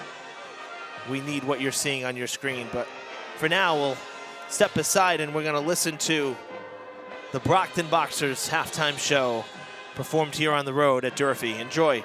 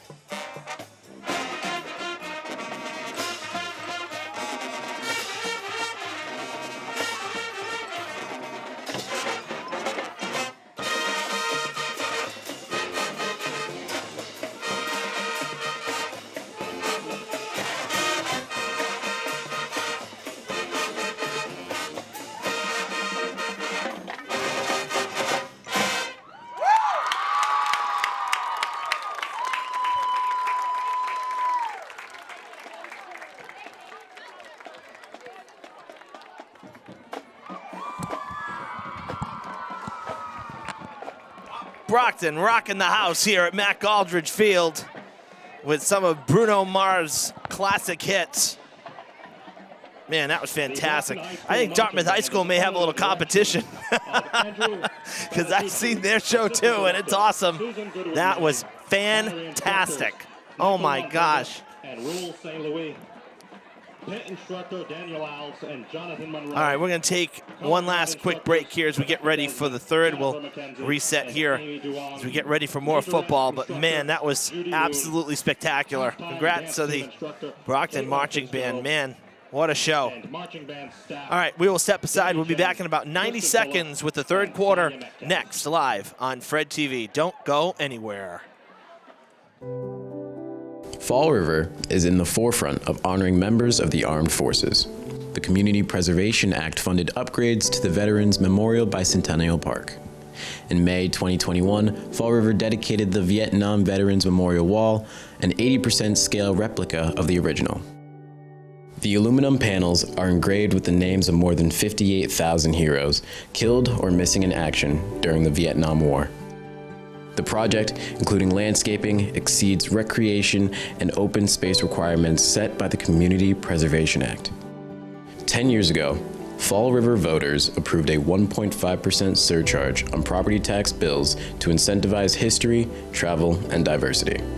$310,000 was designated to build this powerful tribute, which has become a location for reflection and healing.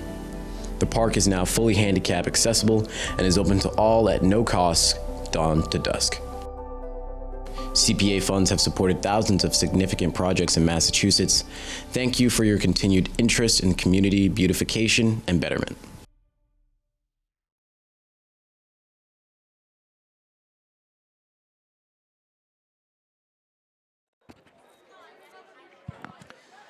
Welcome back, everybody, to Mac Aldridge Field.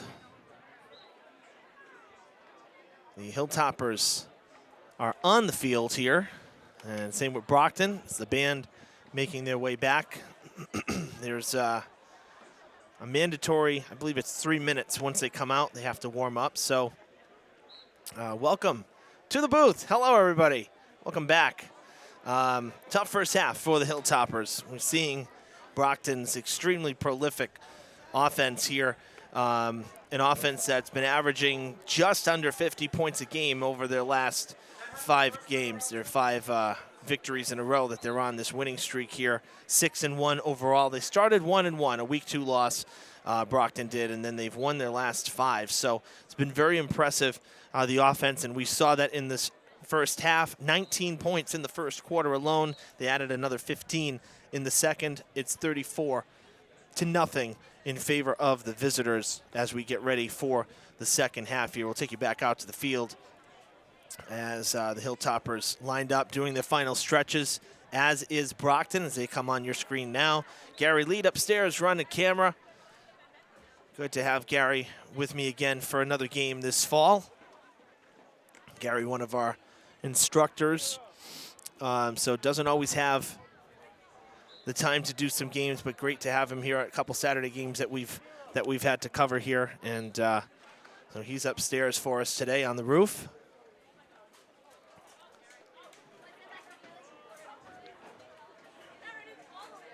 We'll run down a few more dates for you here again. If you're just joining us, this will be beneficial for the Brockton crowd watching as well. I understand we have some folks watching from Brockton here, our live stream, so thank you for tuning in as well. So this week, tomorrow for the non-playoff teams for football, we'll know the matchups for next weekend. There'll be a meeting, and all the coaches, the athletic directors will get their matchups for next weekend. But more importantly than that, the brackets for the playoff qualifiers. We have girls volleyball prelims on Wednesday. That's the first date of the prelim round window. And then same goes for field hockey Thursday. And then boys and girls soccer prelims on Friday. That's the first date as well. So what it is they have a short window of like 2 to 3 days in which each round will take place. Because obviously if there is weather, if there's travel issues or whatnot, there is a little bit of flexibility built in there by the state association. So, but those are the first dates of those round windows. So, you know, like here in Fall River, girls volleyball, Diamond Regional has qualified. They will be in. Hopefully they'll get a home game. They have quite a few wins on this. They're, I think, up to 12 last check. They might have finished with even 13. We'll double check that. Field hockey, Durfee is in. They may have a home game. It depends on if they get a bye in the prelim or if they have to play in the prelims. And then boys and girls soccer here at Durfee, they're in. And I believe Diamond, I think both of their teams got in as well. We haven't gotten the final power rankings, but I'm almost certain that the Bengals have qualified as well. So here in the city, you know, well represented in the tournament. As we get ready here, this third quarter just about to start, Durfee will kick off. So lots of dates and matchups to be announced. So be sure to like and follow us, as I've said, on our Facebook page, Fred TV Sports. Durfee looked like they were going with the onside kick. The Hilltoppers saying they have it. And they do. How about that? Little trickery to start the second half, and Durfee will have possession from Brockton's side of the field as the third quarter is now underway. Successful onside kick. Nobody saw that coming. The attempt, very surprising. Was not expecting that at all. Durfee able to get it after the 10 yards. They'll start from Brockton's 47. The score 34-0. No running clock situation yet. There's 42 points in the third, the deficit, and then I believe it was 35 for the fourth quarter. We have had a running clock a couple times over the last few seasons. Gain of 1 second and 9. 1 yard on the carry. Just past 3:30 here, local time.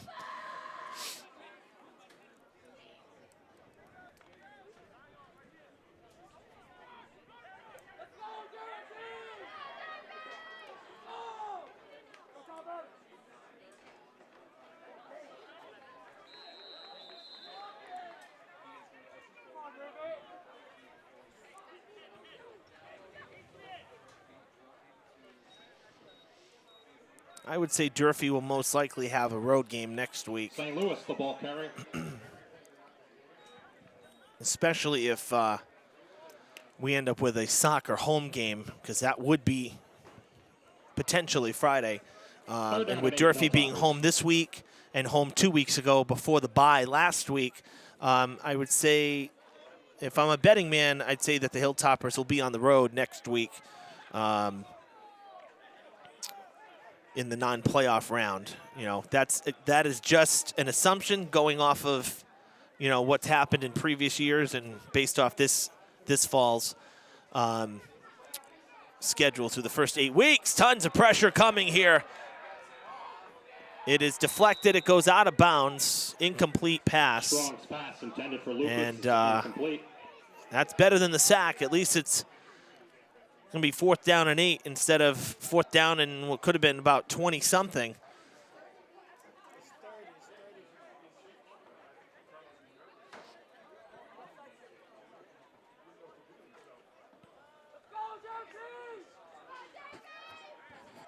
So 4th and 9, 4th and 8. And Durfee will go for it here. No, they will punt it. Wow. I am shocked to see that. They'll stick the landing just inside the 10-yard line. Punted that away from very close to the line. At the Boxer 11-yard line.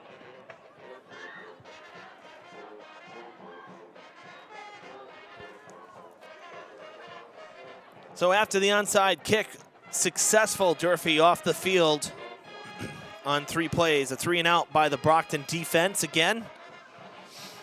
And the Boxers will start way back in their own zone. Looks like the 11-yard line. 1st and 10.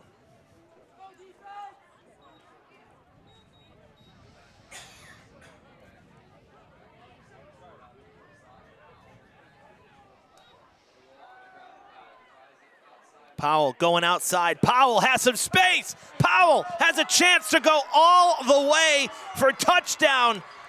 He will take it to the house on 1 play. You kidding me? 89 yards. Hand off to Powell. Holy cow. He's got over 200 yards today. Unbelievable. Had a 70-yarder back in the second quarter, and now an 89-yarder on 1 play to make it 40-0. And the speed is one thing, but it's like as soon as the separation is there, see you later. That's amazing.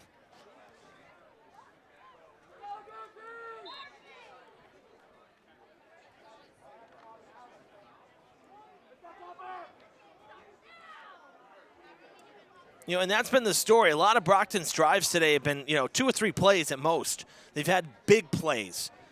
As they'll go for 2, and it is caught to make it 42-0. The 2-point conversion is good. Capiello's pass complete to Capiello still in there at QB. Brockton's 2-point conversion attempt is good. That was caught there by Christensen Paul, excuse me, to make it 42-0.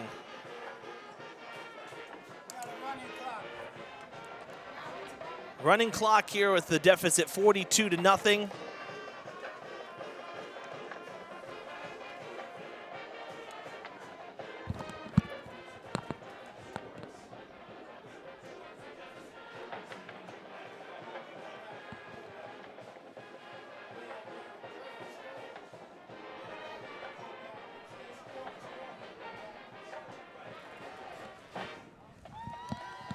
Of course, the running clock is a fluid situation here, so it's about point deficit. So if Durfee is to score before this quarter ends, we go back to a regular clock here because the deficit would be less than 42 points. But right now at 42, thanks to that 2-point conversion, the clock will roll. Oh, that hit the foot of Strong, and he's going to go backwards. Not a good decision there.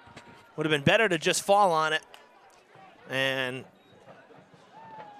we'll see where they mark him. I think they're giving him some forward progress because he did dart forward initially. 44, Tabush, and number 60, Oliveira.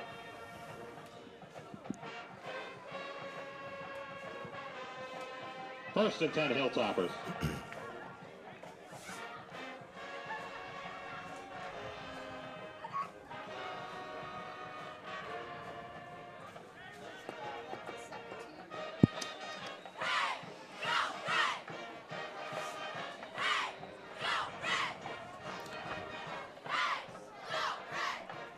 At the 22-yard line, 1st and 10, Hilltoppers. Lucas spins and is tackled. Looks like he might have gotten across the 25 or just about there. Short gain nonetheless. Lucas, the ball carrier. Tackle by Turco. It's a gain of 2. 2nd and 8. Down to the 24, 2nd and 8.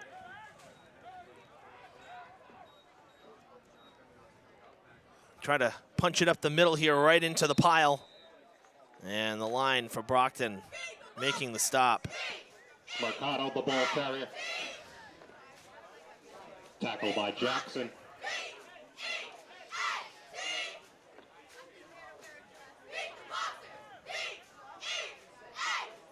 Third down and 6.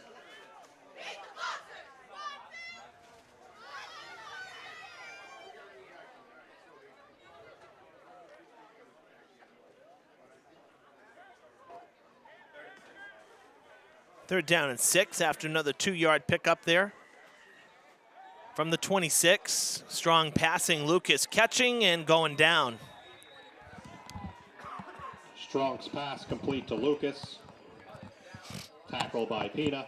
That's going to be a loss for Durfee. 4th down and 7 for the Hilltoppers. Loss of a yard. Another 3 and out by this Brockton defense.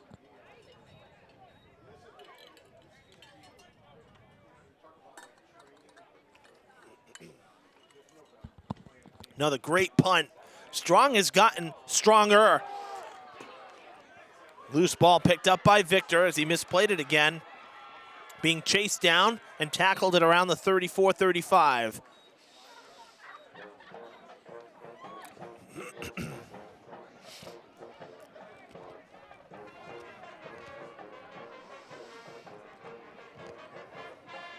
Strong's punt fielded by Victor. Tackle made at the Boxer 35-yard line. 1st and 10 Brockton.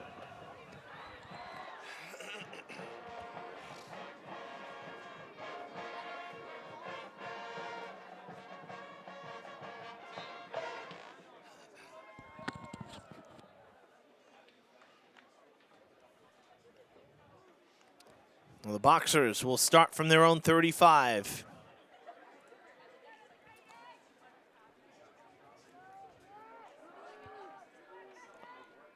Looks like Asanubi is back in.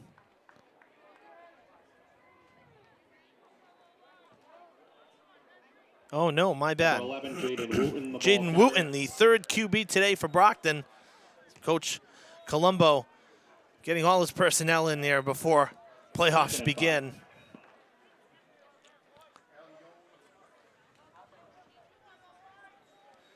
You're mentioning about the playoff picture here. Diamond girls volleyball, they ended on a 2-game losing streak. They are playing Monday, but that's, I believe, the Voc Tech tournament because the cutoff for the regular season is today. So Monday they are playing, but the regular season here, as far as I know, as far as we were told, unless that's incorrect, but I believe that's the Voc Tech tournament. So Diamond finishes at 12-5. Dropping their last 2. Boys soccer at Diamond 8-8-2, but they played some higher division teams. Actually, there's a couple games that have not been reported yet on Arbiter. So, as a big time play in the backfield, the Hilltoppers get to Wooten. So we'll see where Diamond ends up. Game from they're supposed to play Somerset tomorrow. So tomorrow must be the cutoff. Supposed to play Somerset tomorrow, and they had Southeastern. Let's see, Tuesday. Oh, that was in there twice. All right, so 8-8-2. That's 18 games. Something's missing here, though. We'll have to see. But losing to Durfee. Remember last year, Diamond, split their season. They lost their last game to Durfee. But they got in because of the power rankings, because they scored a goal. Now this year against Durfee, Diamond did not score a goal. So the Hilltoppers being a higher division team, actually Durfee is the highest division team they played. So not scoring a goal, I don't think that ended up helping them though. So that actually hurts. I'm not sure if the boys will make it in. That's going to be, we haven't gotten confirmation either way. So we'll wait and see what the brackets and the power rankings come out. Girls soccer, led by Coach Flo Lima. They are 10-7-2, so they won half their games. They're in. The points should matter, though. You still use the point system a bit, the ties. So at 8-8, you won 8 games, lost 8 games, and you tied 2, and the ties count for some points. So I think Diamond's boys soccer team should be in. Strong, looking for space, going to throw on the run, and that is caught at the sideline, both feet in. Wow, how about that? Strong has more luck when he rolls out to his right and throws along the sidelines than he does across the middle. It's pretty amazing. I mean, it's definitely a heart-stopping play.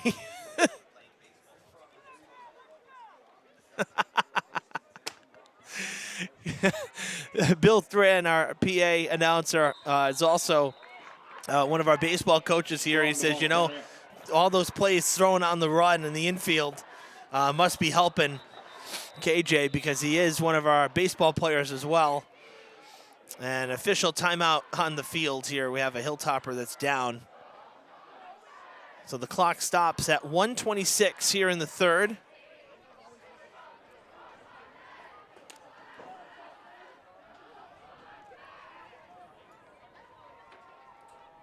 That is number 75 for the Hilltoppers, Abdikadir Haji.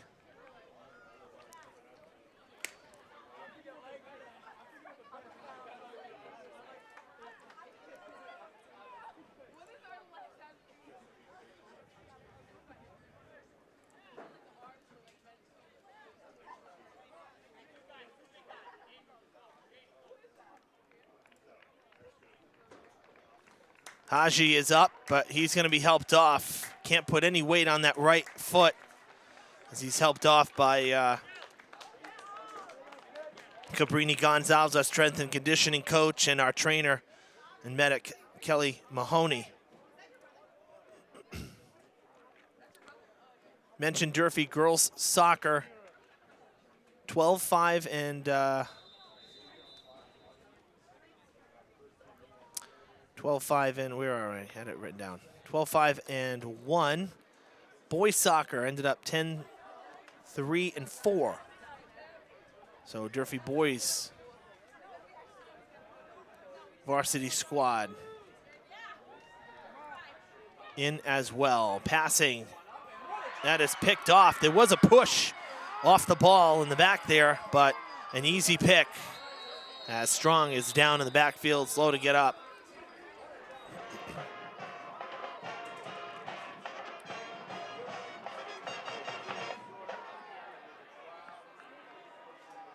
Strong's pass is intercepted by number 26, Morello. I mentioned boys soccer, 10-3 and 4, but they had a 10 a.m. game today at Taunton. They beat Taunton 2-1 here last week.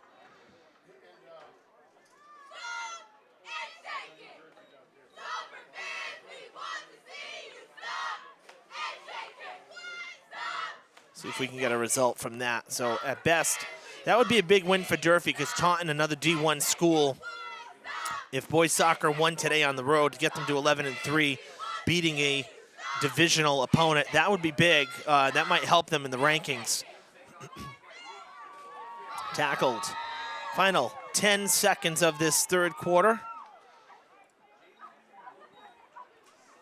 And it'll end here. 42-0 the score as the horn sounds.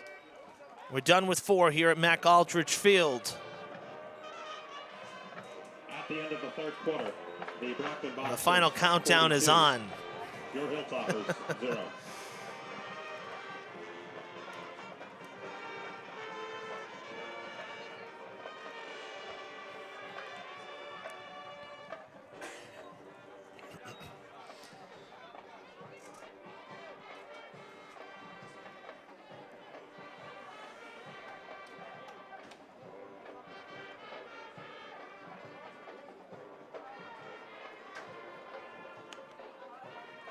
So we'll switch sides here for one final time.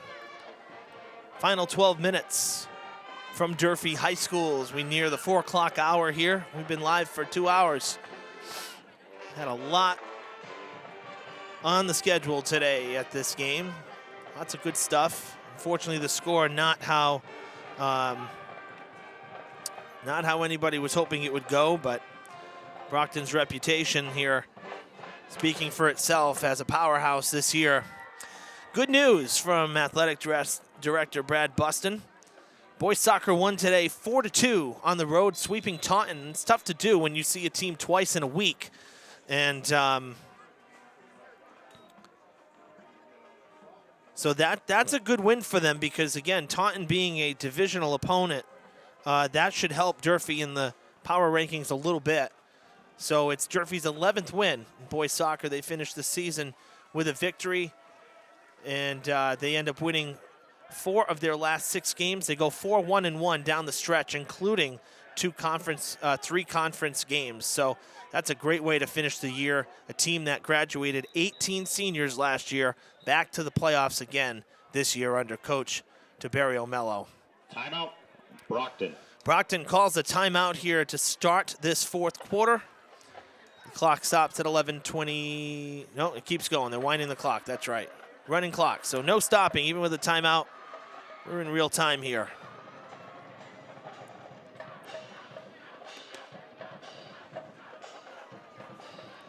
Well, we got through another regular season here on Fred TV. We'll have playoffs to worry about, but huge thank you to the crew that works with me here, made up of our students and staff, alumni, you name it. We've had a good mix of everybody working. Gary Lee, of course, upstairs, Mike Fernandez, Jake Fitzgerald, some of our students here. We've had Aiden Ferreira, we've had Anthony Granum, Michael Villasack.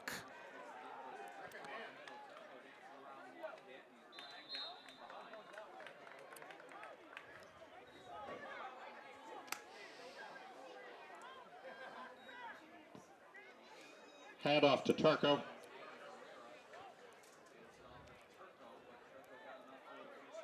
Turco got the first down, but great job by the crew here. It's been a fast fall season. I can't believe that we're already at the end of October here, and November is going to be a busy month. It's going to be a blur over the next couple weeks to Thanksgiving, but great to have such a good staff, good combination of our part-time workers, and Gary, of course, a full-time worker here. And Craig, can't forget Craig. Craig Salvador, one of our other full-timers. So Craig did a few games. We'll be getting some more students in as well for winter sports. We have more on the payroll that have been working hard in the classroom. So our student crew will be expanding as we hit the winter time. We get ready for wrestling, swim and dive, boys and girls hoops, ice hockey. 2nd and 2. I've really come to enjoy basketball. And I think, I know I very rarely watch it on TV, I'll be honest, but high school hoops, being so close to the action. I mean, here with football, we're a good 30 yards away from the field, and it feels like you're so far away from everything. Whistles coming in, looks like maybe a false start.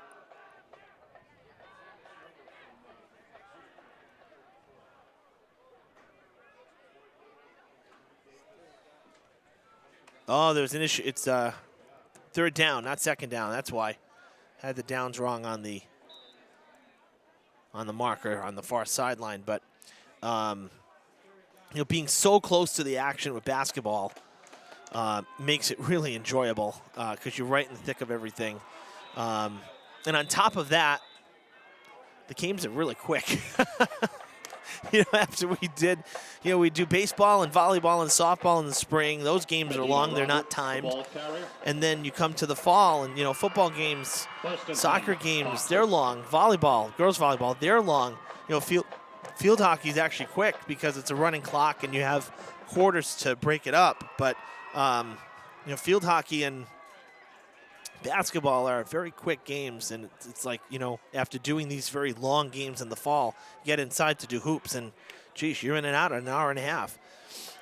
It feels like the action, everything just happens so fast. So I really enjoy that. I'm looking forward to it too, because I think, boys hoops, again, we talked about this last week, but boys hoops, they lost a few guys, obviously, but they still have some really good young up-and-comers.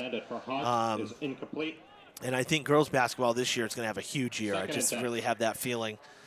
So that, of course, talking Durfee, very, very much looking forward to the hoops season. We'll get back to Diamond as well, and then we'll have ice hockey. Diamond and Durfee, the co-op, under the Bengals name. So we'll have ice hockey, of course, from Driscoll as well. And then wrestling and swim and dive from Durfee. Looking forward to that. So it'll be a good time. Winter sports should be a good time. The ball carrier. Tackle by number 17, Still some business to do yet, though, in the fall. A few more football games. Thanksgiving Day football, of course.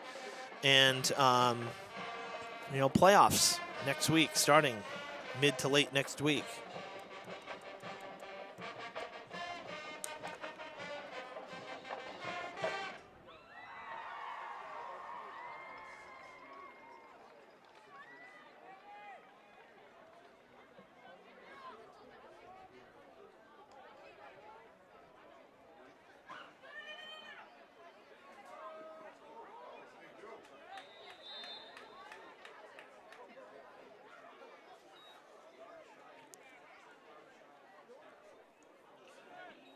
Tarko, the ball carrier. Tackle by Souza.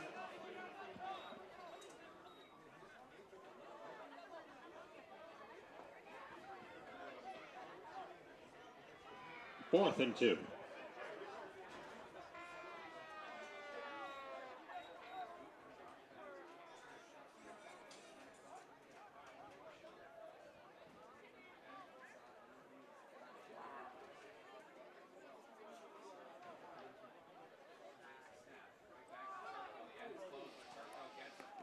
Good push on 4th down, and the Brockton Boxers not content with punting, staying on the field as they get the 1st down, and we have 5 minutes to go. Tarko, the ball carrier. Tackle by Ferreira. 1st and 10 Boxers.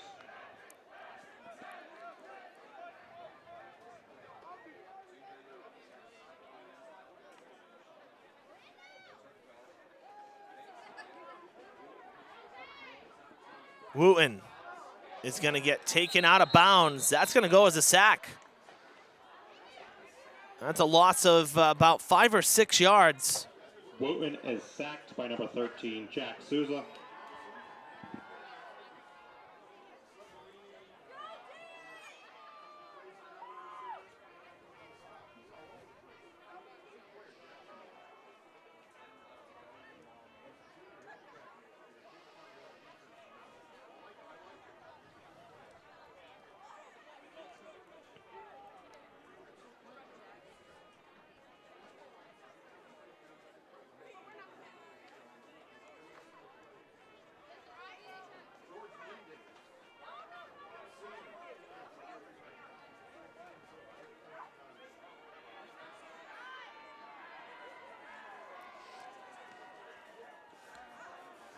We'll hand it off on 2nd and 16.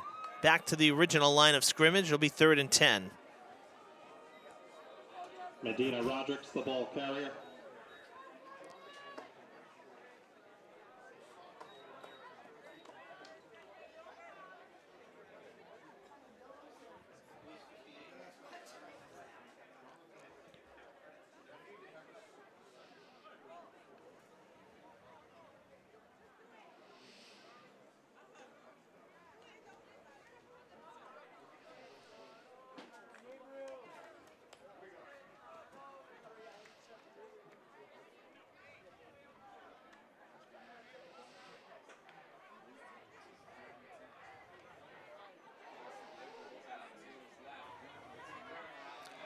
Wooten dragged down at around the 40.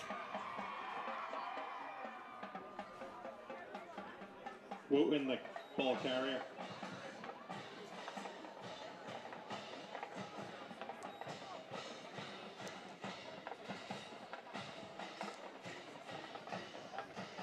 Fourth down and 6.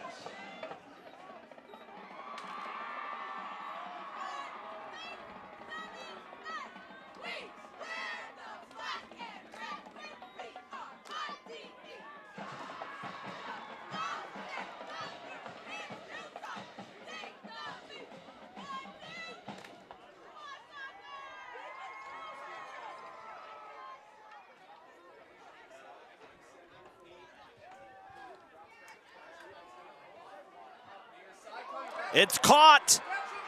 Touchdown, Jaden Ribeiro. With 1:45 to play, the Boxers strike again for 6. Who takes it in for a Boxer touchdown.